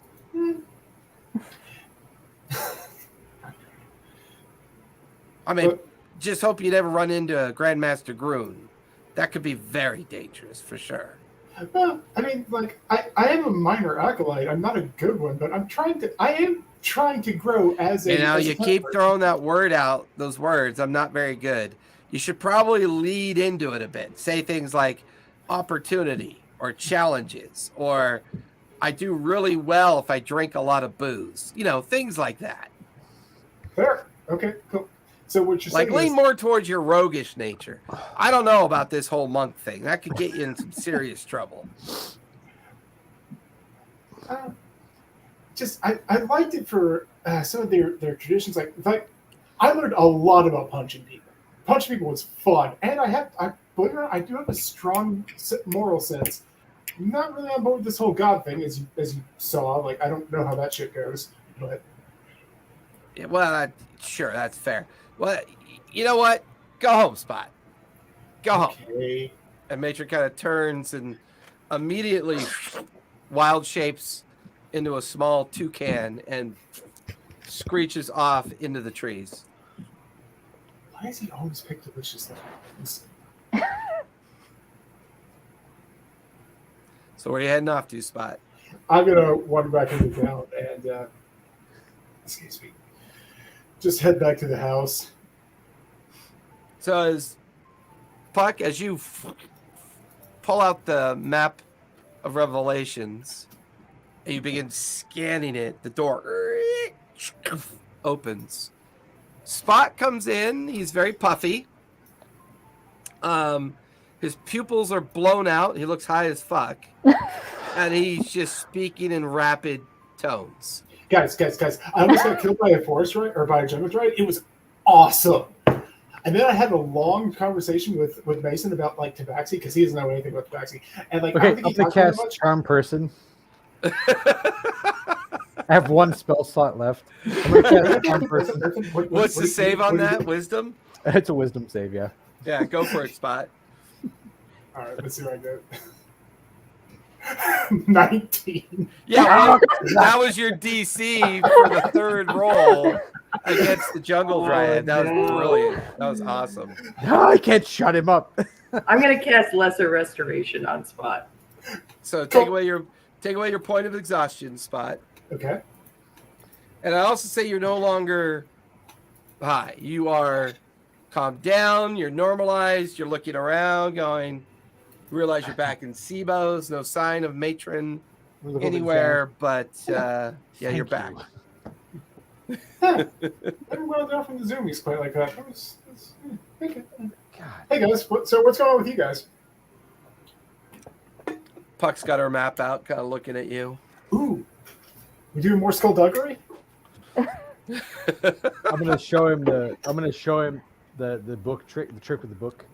Like, Okay. the parchment's out this time, but because the parchment's on the table. But like, I take the book and like, hey, you remember this? Watch this. So, Gribble showed me this. But first off, wait. This emblem is an old Wanderman emblem. Okay. And now that we've taken it apart, this parchment that's on the table here, you see the map and the Elvish script. That was inside the book. That was inside the binding of the book. And Gribbles acted like the person. Now that Spot is back, Spot, you now understand what this book is. Oh. It's a message book. Oh, cool. It is designed to hide very secretive documents. It's purposely disguised as something it's not actually intended to be. And whoever would have received this book would have found the parchment in the binding. Based on the age of the parchment, you figure somebody used this book a very long time ago to deliver a message that never got delivered. Oh, so you guys found a message book. Cool. You've known this the whole time? No, I know of them. I didn't know that was one. I can tell you that whoever this is sent to didn't open it. Like, Well, that's something we learned. I'm not a magician, but you might want to do maybe a detect magic or something and see if that spell is still a thing you can use, because that was not broken out. The message that this book was made to deliver that to, they never got this, so... So Grimmer never got the message. No. Whoever Grimmer is, no. Right, There's reason to believe that guy's still on this island, right? I mean, the Yeah, it message does- is... Grammar. I mean, as far as you know, he's related to one of the orders of the guilds. Yeah, the copper makers. But I mean, because even though this message is old and it's written to Grimer, but the captain's log and the other letters that were not old were also one of those was also addressed to Grimer. Mm-hmm. Like I said, it feels like somebody just bought this book somewhere thinking it was a regular old book, and they were just using it as a manifest, as a log. But why would the old parchment be addressed to Grimer? How old is Grimer? Oh. Hey, Sibo. Yeah? Do you recognize the name Oh, I'm Grimer? not really that far from you. I shouldn't yell. Yeah? What you need? Do you recognize the name Grimer at all? Oh, The yeah. copper makers. He's one of the heads of the copper makers. Sits on the council. How old is he? I don't Not know. this Maybe- council, that council, right? Right, the one up top. Okay, yeah. Yeah. I would say, he's probably around 200 years old. Yeah, all right. He's an elderman for sure. Humans are short-lived, right? I can't help it. Well, it's the only way to explain your emotions. Thank you again for the clothing. Oh, you're very welcome. Earthen, what does the clothing you're wearing look like? You've seen It's like my a velvet painting, all purple. yes, So, I'm just- flashy, sparkly. and it gives you advantage on stealth checks. Yes. Okay, so now in character, I kind of feel like Spot kind of looks over at Earthen just once and just kind of turns back, like very, very obviously trying to not to look at Earthen. Just You guys notice that as Spot gets close, he comes a little close by to kind of look at what Earthen's wearing. He kind of brushes up against the sleeve inadvertently, and you watch as the sleeve turns to the coloration of Spot's fur. Ooh. Oh, That's cool. I like this. I And like then this it shirt. gradually fades as Spot moves away from the clothing. And you figure the purple hues are probably a conglomeration of all the colors inside of Sibo's residence. And that's just how it's kind of manifesting itself. You were saying? I'm just impressed. Like your loud personality managed to override a chameleon cloak. That's honestly impressive. Honestly, I'm surprised the first thing you didn't say in here was, you have pants. Even though I've been wearing pants the whole time.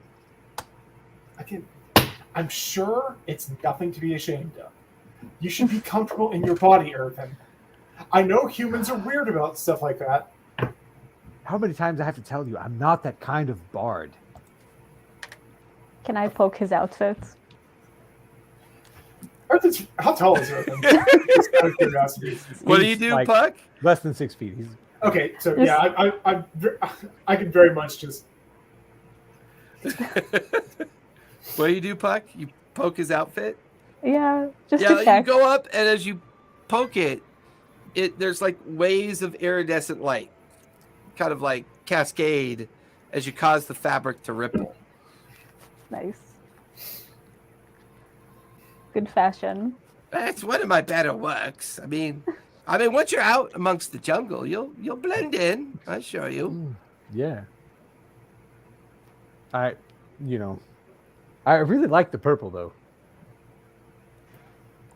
Anyway, I'm gonna pick up the infernal scroll and just kind of like delicately though, because it's infernal script and it's a very powerful spell, and kind of roll it back up gently and I'm putting this thing away. If this thing gets in the wrong hands, I'm glad it's in our hands, but if it gets in the wrong hands, I don't know. This doesn't sound good. Maybe hide it in the message book. It's pretty big. Oh, is it too big? Yeah. You look at it, and Puck, what were you gonna look for on the map again? I was gonna focus. Connect the maps, I think, right? Can we connect them? We have the map of the Cross-reference caverns and stuff, Oh. right? But we don't know where necessarily the caverns and stuff are.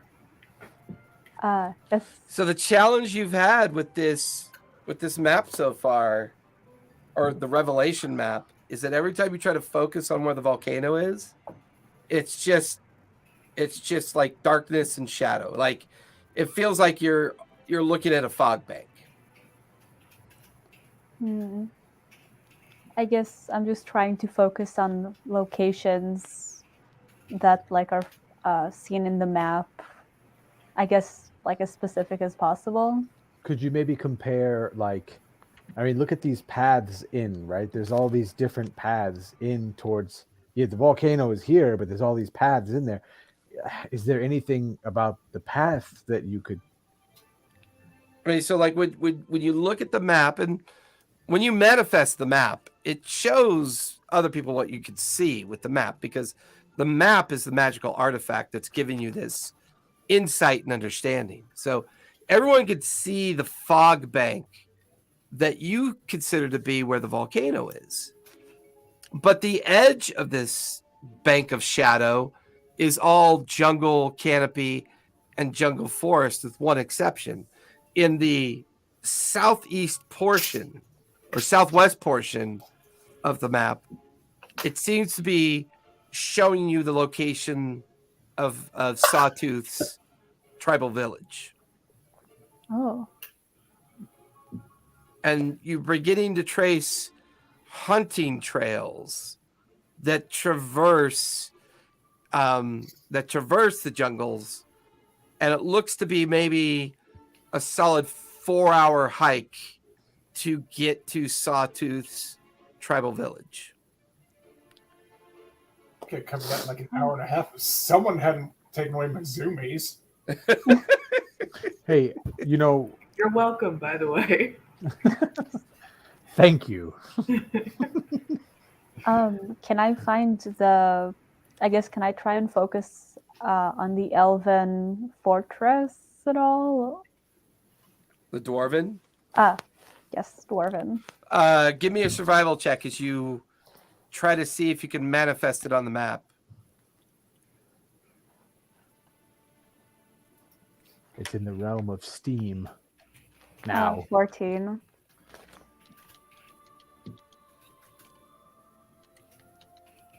Once again, you focus on it and you think about it, and it must be in that fog of darkness. Can't get through it. It's like something is able to prevent the map from functioning in that space. Oh. Okay then. Well, that might be the extent of it. Well, it's late. It might be a good time. So I talked to Gribbles.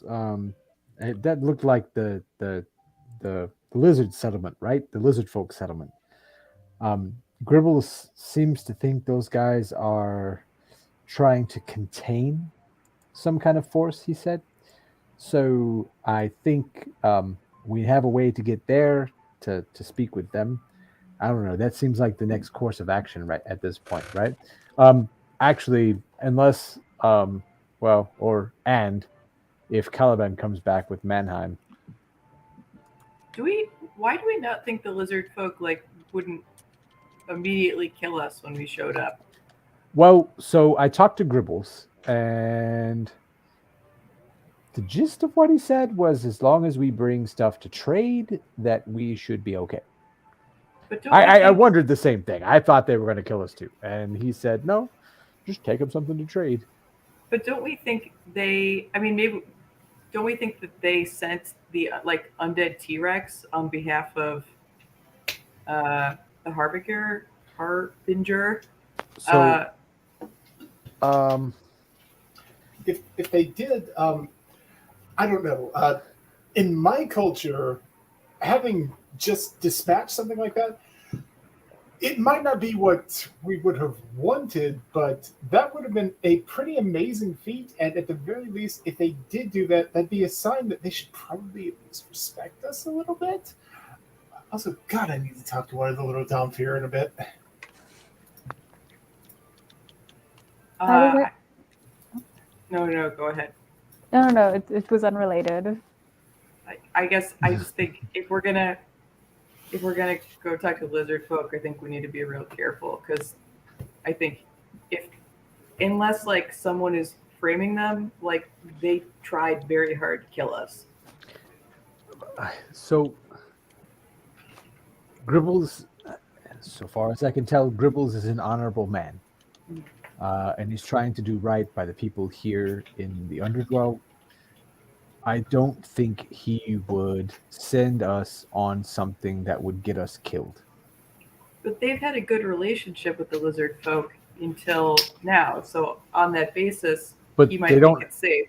But they don't have a bad relationship with the lizard folk. But we have a Now. bad relationship with the lizard folk We because they're trying to kill us, right? Are they? I'm gonna like knock on her helmet, be like, like, is he telling you? What are you hearing? I guess like I'm just literally putting together the facts of like we know that they worship the thing at the center of the mountain, or that's what we've been told. Well, that's not what Gribbles said. Gribbles said they're trying to contain something. It's like when they first told it, who first told us? I forgot who first told us. They said they worship the thing, but then Gribbles said they're trying to contain the thing, something. They're trying to contain something at the center of the mountain.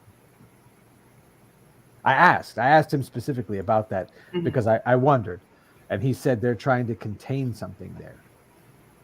And if they're trying to contain something, and a little bit over here, got this terrible, awful vibe off of the thing at the center of this mountain, I think they're helping. Maybe they're not helping us directly, but they're helping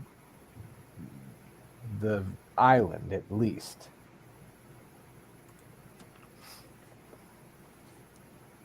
All right. I mean, I just think we should go in really careful because I mean, Sure, yeah. We have to take something that they want. And I did ask Gribbles what they might want. He said, "Well, we've got food for one. Personally, I don't know about food, but weapons, anything for hunting, those kinds of objects that they could use to hunt with. I was thinking of checking out that junk pile in the morning, the one where we found the bow, and I got the bag. I'm sure they've got something there we could carry with us." I have an idea for that. When the Denfir come back, I might ask one of them to retrieve something for me. I offered up my spear topside in a temple to Timora. I kind of feel like this might be how she's communicating. I gave up an incredibly valuable magical spear, and we just got word of a culture that values, hunting weapons and shows of gifts like that. Are you suggesting we steal from an offering that you gave to your goddess? I'm suggesting that possibly we could get one of our little friends to bring it back. I think this might be how Timora is directing us. Which of us has nearly died in all of our fights, Errand? Not the last one. Yeah, thanks for that.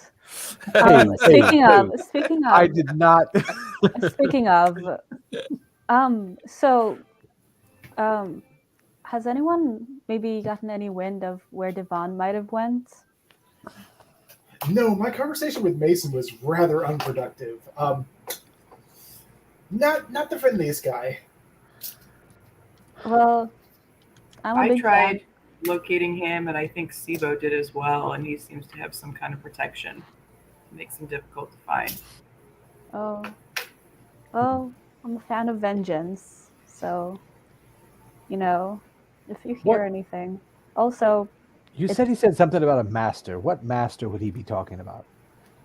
I think he was talking to the thing in the volcano, which is why I initially thought he might be going there, but... When oh, sorry, go ahead. Oh, sorry. No. I don't know.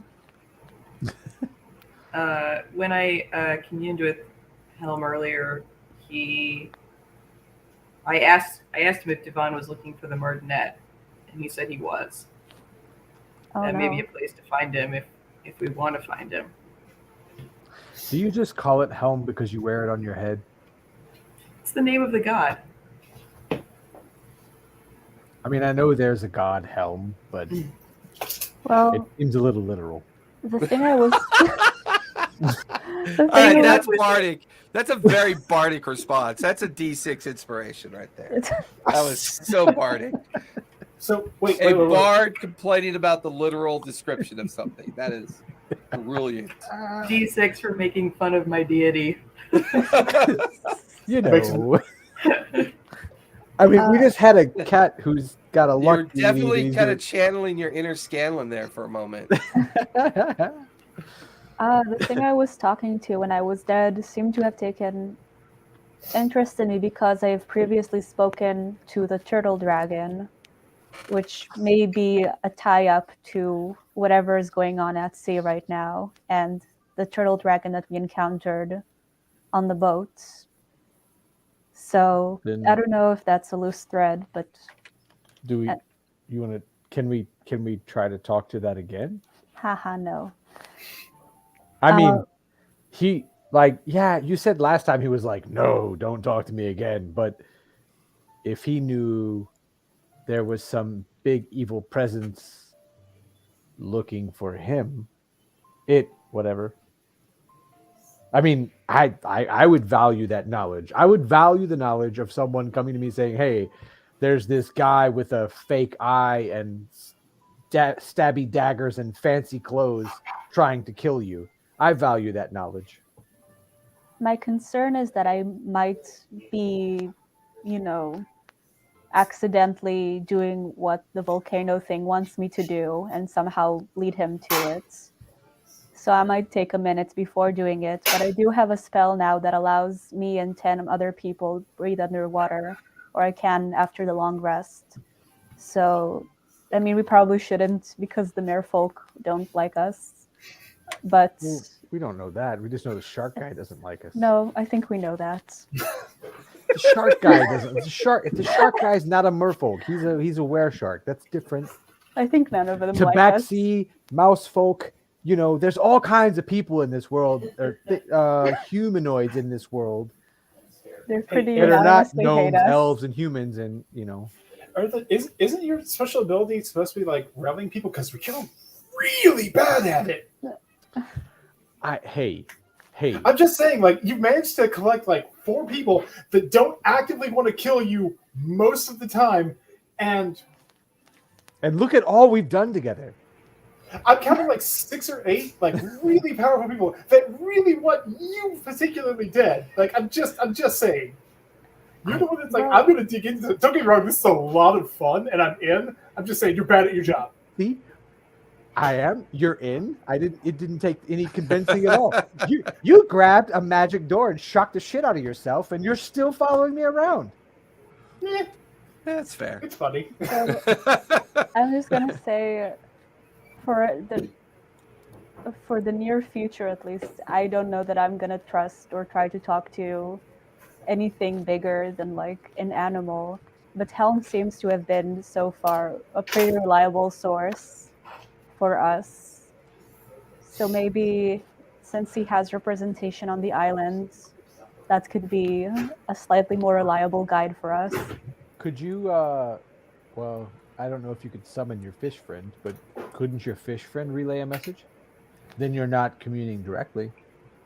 If I go to the water next to our boats, then I can. But he's not, Yeah. the sharpest sardine in the box. He's not smart. He's very cute though, very sweet, kind heart, great humor. I hear a wonderful lover. Too many fish. Okay. So he's a bard fish? Yes, and his name is Filber. Please relay his song. Oh yeah, I forgot about that. I was like, I got a weird asterisk here in one of the sessions, something about a filber fish. Like, oh yeah, Yep. she's just been talking them all up. Somewhere out there, if he hasn't been eaten yet, is a fish making inquiries about merfolk. Well, I don't know there's much more we can do today, and kind of glance at the window. It's pretty dark out now. I'm exhausted. And like look at like kind of needles at Spot there. Like when I say exhausted. Oh, Zed took care of that. What? No, he's still Yeah. annoying. I'm not high. He's not high, but he's still annoying. That's fair. That's very fair. I'm gonna go lay down. Well, could you guys go maybe lay down in somebody else's house? You could have been here all day. Fine. And like I would like hook my pack on and Oh, stay at the Raven. They've got Exactly, plenty of yeah. rooms. Yep. Good. Go on. Go on. Leave. I'll pop the dome at the Raven for those who would like to sleep in it. A safe place.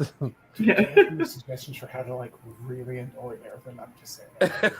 I'm behind schedule.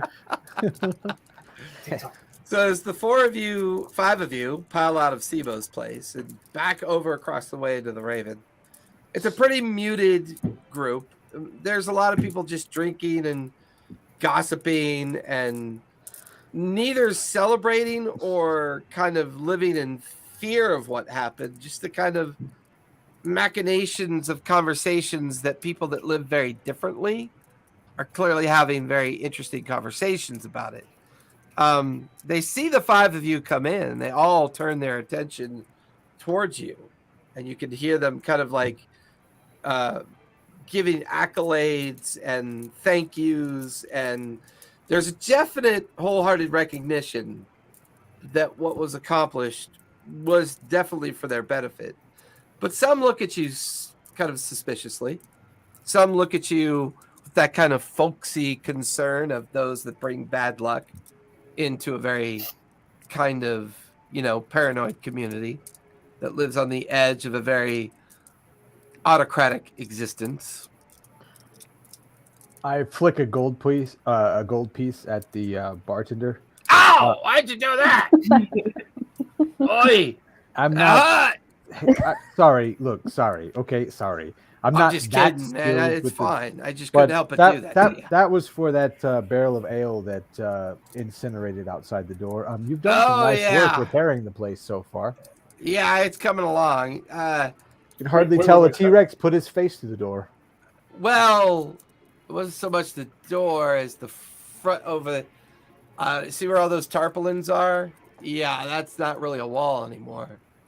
We cleared out all the rubble, and we got tarps over like all the holes. Canvas kind of.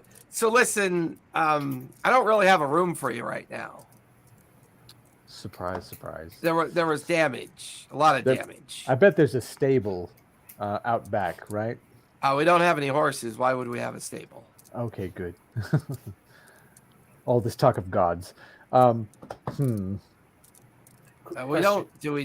Are we supposed to have gods too in a stable? Are there any? Your questions are confusing. Are you drunk? No, but I've had an ale.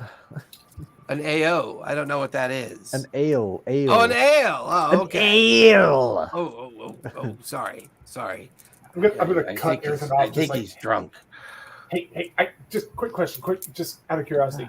Did my friend misspeak? Was that actually a barrel of ale that we used to set the T-Rex on fire? Because if so, I'm very curious about your distilled spirits. No, that was actually. I was going to reseal the roof this season, and that was all the tar I was going to use.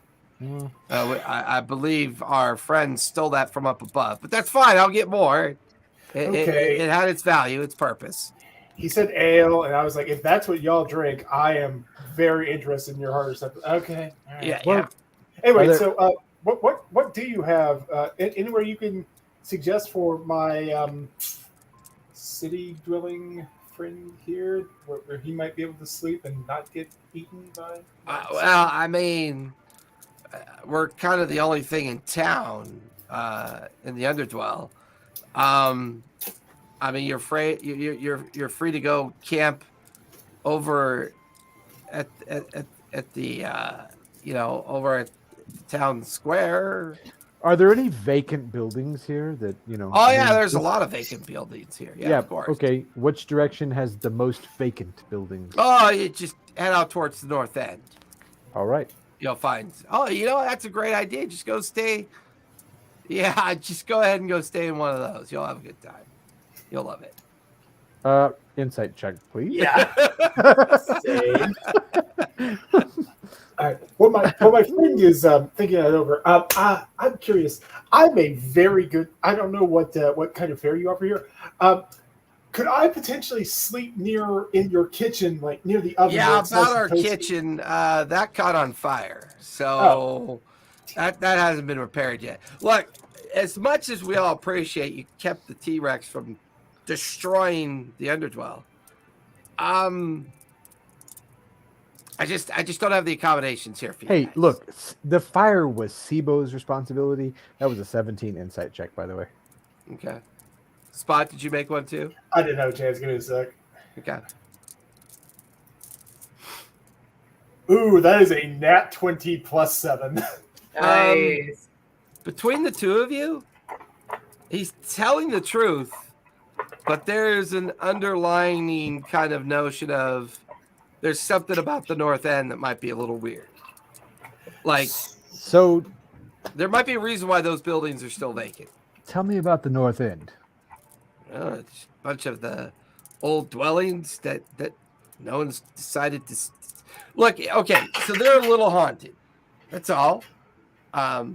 There's no real reason to stay over there, and they're harmless haunts. They don't seem intent on nefarious purpose. They're What? Wait. They're basically just harmless haunts. yeah, they're like ghosts, like poltergeists almost. Sure. Spirits of who? Or what? Mostly, from what I heard from those that have tried to stay in there, pirates. Okay, now you say tried to stay in there. There's a Well, story there. Well, all right. So they can get a little obnoxious, a little loud. They throw a lot of parties. It's the only vacant buildings we got left out here in the Underdwell. So, you guys are brave, right? You killed a T-Rex. I'm going to reach across the bar and slap him on the shoulder and also cast friends on him. Okay, is there a save for that? It's a cantrip. So advantage on all charisma checks directed at one creature of your choice. So, and say you don't have to beat around the bush. You can tell us straight what is going on the north end of town. I just told you. Did you not hear me? You told us in very vague generalities about some pirates. Well, because I'm sure you know more. I just some people believe it, some people don't. Look, I'm not the kind of person that believes in anything until I saw an undead T-Rex running through our town. So sure, could be something a little weird about who knows about the pirates on the north end. Well, everybody does. You can see everyone's kind of giggling in the background. Arthur, we're both thinking this. Why don't we round up just an absurd amount of hard liquors, and I will take that. I will party with them all night so that you four can get a good night's rest. Okay, before we do that, I'm gonna distract the ghosts. I'm gonna lean in very close to the bartender. My tabaxi friend has incredibly sharp claws and sometimes an insatiable appetite for small things. Yeah. Usually rats, but does he eat small things like does he eat gnomes? Is that what you're saying? How much of this can I hear? I haven't not seen it. How much of this can I hear? I leave that up to Earthen. How close are you listening? I've leaned in close to him intentionally, right? I do have very large ears. I am a kitty. So but you're also talking about getting hammered. So how closely are you listening? Because I'm not talking about getting hammered.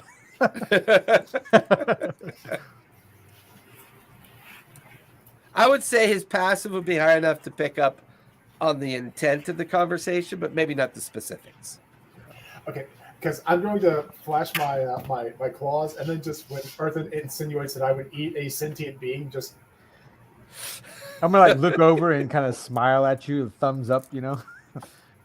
You give me you give me an intimidation check.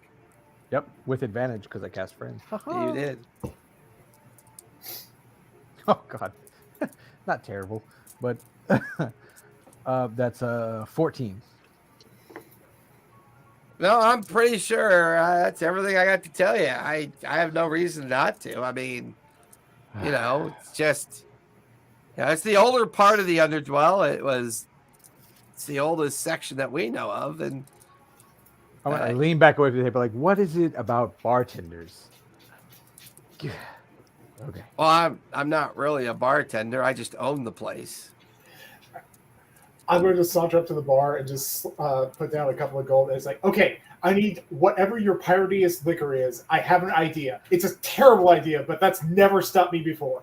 Well, we've got some Marquesian rum. There Sure. you go. Cool. Good. Cool. We've got this really cool, this other stuff. It comes from Nicodranus. They call it, Please, they no call it death Bacardi. punch. Just no death Kind of punch. hands it over. Just no death punch. Come on. No, why? What kind of idiot would drink that? That is like the worst thing you could drink. It was anybody that drinks that might as well just be lobotomized and put out the pasture. He reaches up and pulls down like a cordial this guy. body, like a bottle that says blueberry cordial on it. It says, "Oh yeah, there you go. Those 3 for that 2 gold. Yeah, we're good. We're good." Really, blueberry cordial. All right. Yeah, I came off one of the trade ships. Yeah. Okay. Right. And by the way, if you run across anything like a new roof, furniture, new kitchen, anything that I could, you know, use to put this place back together, that'd be really great if you could just fill me in on where it is. Are there any like points on the tarps that are kind of flapping loose or anything, or is it? Oh yeah, I mean the whole conversation is the sound of wind buffeting all the tarpaulins. All right. Can I do an investigation, just see if there's anything I can see that I might be able to clamber up and tack down for him? Yeah, give him an investigation check as you look around. 15. No, place looks relatively neat, but bit of a shithole now. So I'm gonna cast minor illusion in the corner Okay. of just some boards and stuff. Like, well, you can use that. I'm annoyed at this guy. So Use what? in the corner. Yeah, you're just casting an illusion of boards. I don't understand. Yeah. I leave the bar. Like, I storm out of the tavern. I don't know. It's just like, boy, he's really emotional. You know, humans. They're I'm gonna just so slap down emotional. a like 5 silver pieces. That's for pissing him off. That Oh, was amazing. cool. Yeah. All right. I didn't know Nice. that was a form of trade, but sure. Anytime you want him nice and pissed off, just bring him into the Raven. We got you covered. Fucking north side of town. Looking around, looking for north because we're in the jungle and it's dark and I can't see freaking north here. So what the hell? Why don't we just camp in the town square? Why are we going to the pirate ghost section? Dude, did you not hear? Wait, Pirate hey, ghosts! Pirate ghosts! The ghosts of pirates! Hang on. This sounds fucking amazing! Shut up, Spot. Fuck you, man. Winter, You're not ruining this for me, Earthen. you look. You had your tabaxi romp, okay? Winter, didn't you say something about your bow and pirates and all that stuff before? I have something about the island of Bawali, yeah. But I thought like who was the previous owner of your bow? I thought the previous owner was a pirate. Yeah. I think I think you're right. I talk to it every now and then. Like some famous dark toe pirate, maybe. I don't remember, to be honest with you. What are the odds that they would know anything about, well, pirates on this island? Oh, I don't know. I'm still coming to terms with the fact that I have a relationship with a bow. Okay, fair enough. Well, maybe we can learn something up there anyway. I'm gonna like go back in the bar and like pop the door open. Which way is north? Slightly left. Close the door and turn around and like head slightly left. Which takes you right into the town square. Like in the middle of the town square is this like piece of shit signpost with all these different signs on it. One sign says Nicodranus that way, like 1,500 miles, and another sign says, Drusar that way, like 5,000 miles, and there's all these like little signs, and there's a little sign that says North End, like 1,000 feet to the left. You're just staring at like darkened coral buildings that just look very uninviting.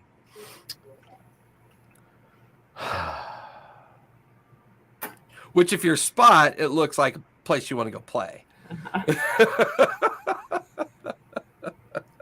Tips on top story. Just gotta clamber up the wall.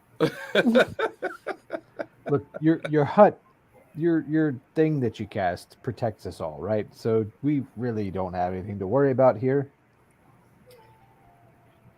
It hopefully should not let in the ghosts.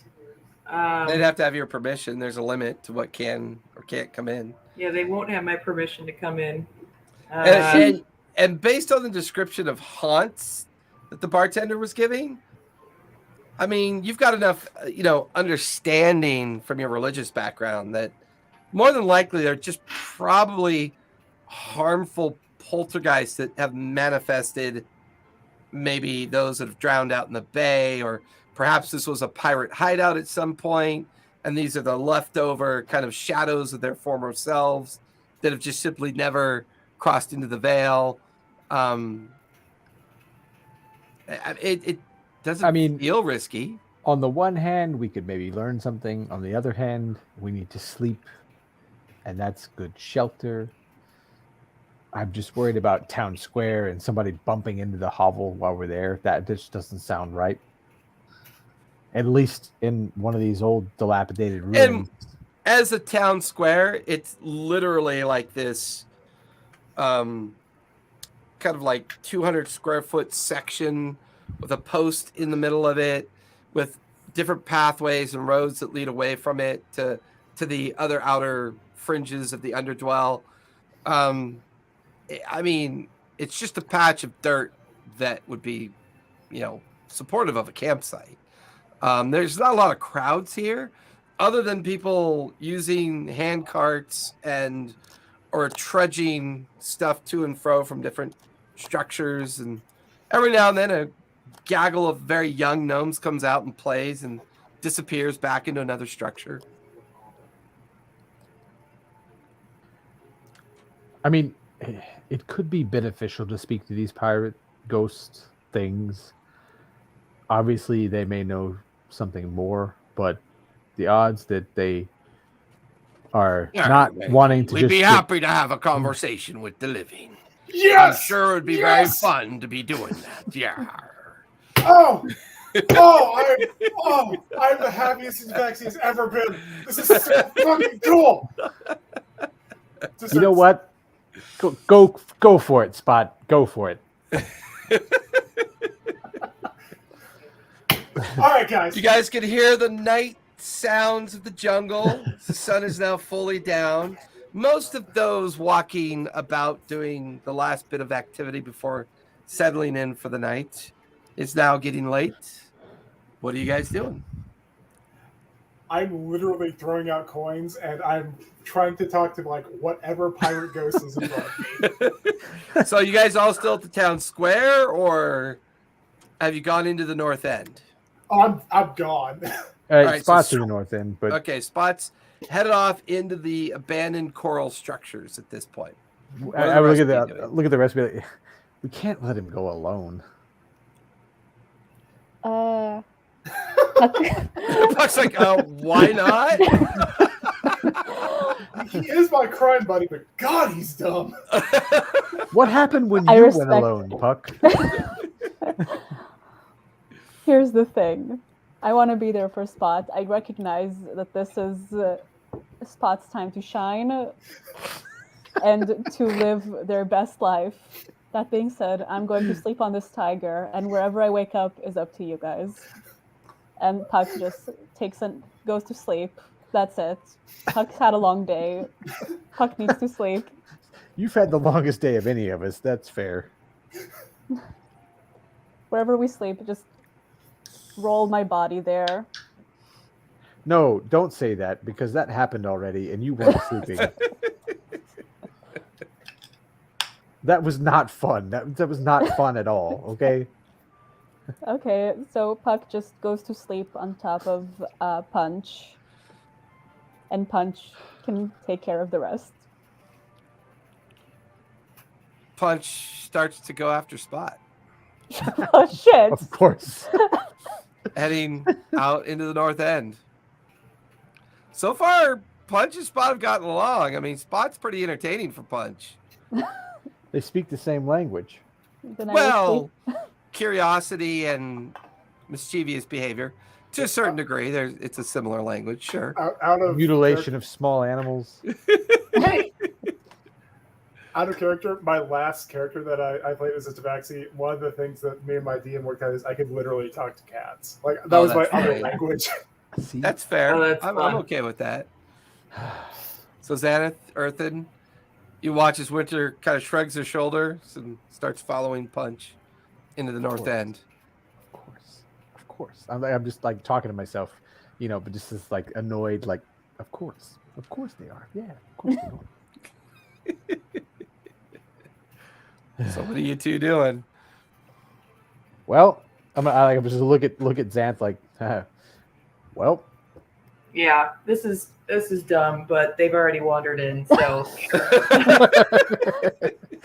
Xanath like puts on her helmet and just kind of slogs her way into the north end.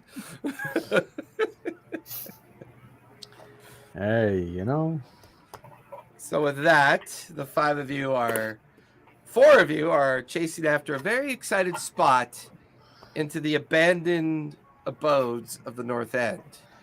Can't believe we're finishing a third session without taking a long rest yet. This is hysterical to me. I'm really trying to rest right now, but we have a Tabaxi that just came off a crazy high on the back of Punch, with Punch kind of loping behind Spot, and then Winter's like coming in, and oh my god, this is gonna be great. This is gonna be awesome next week.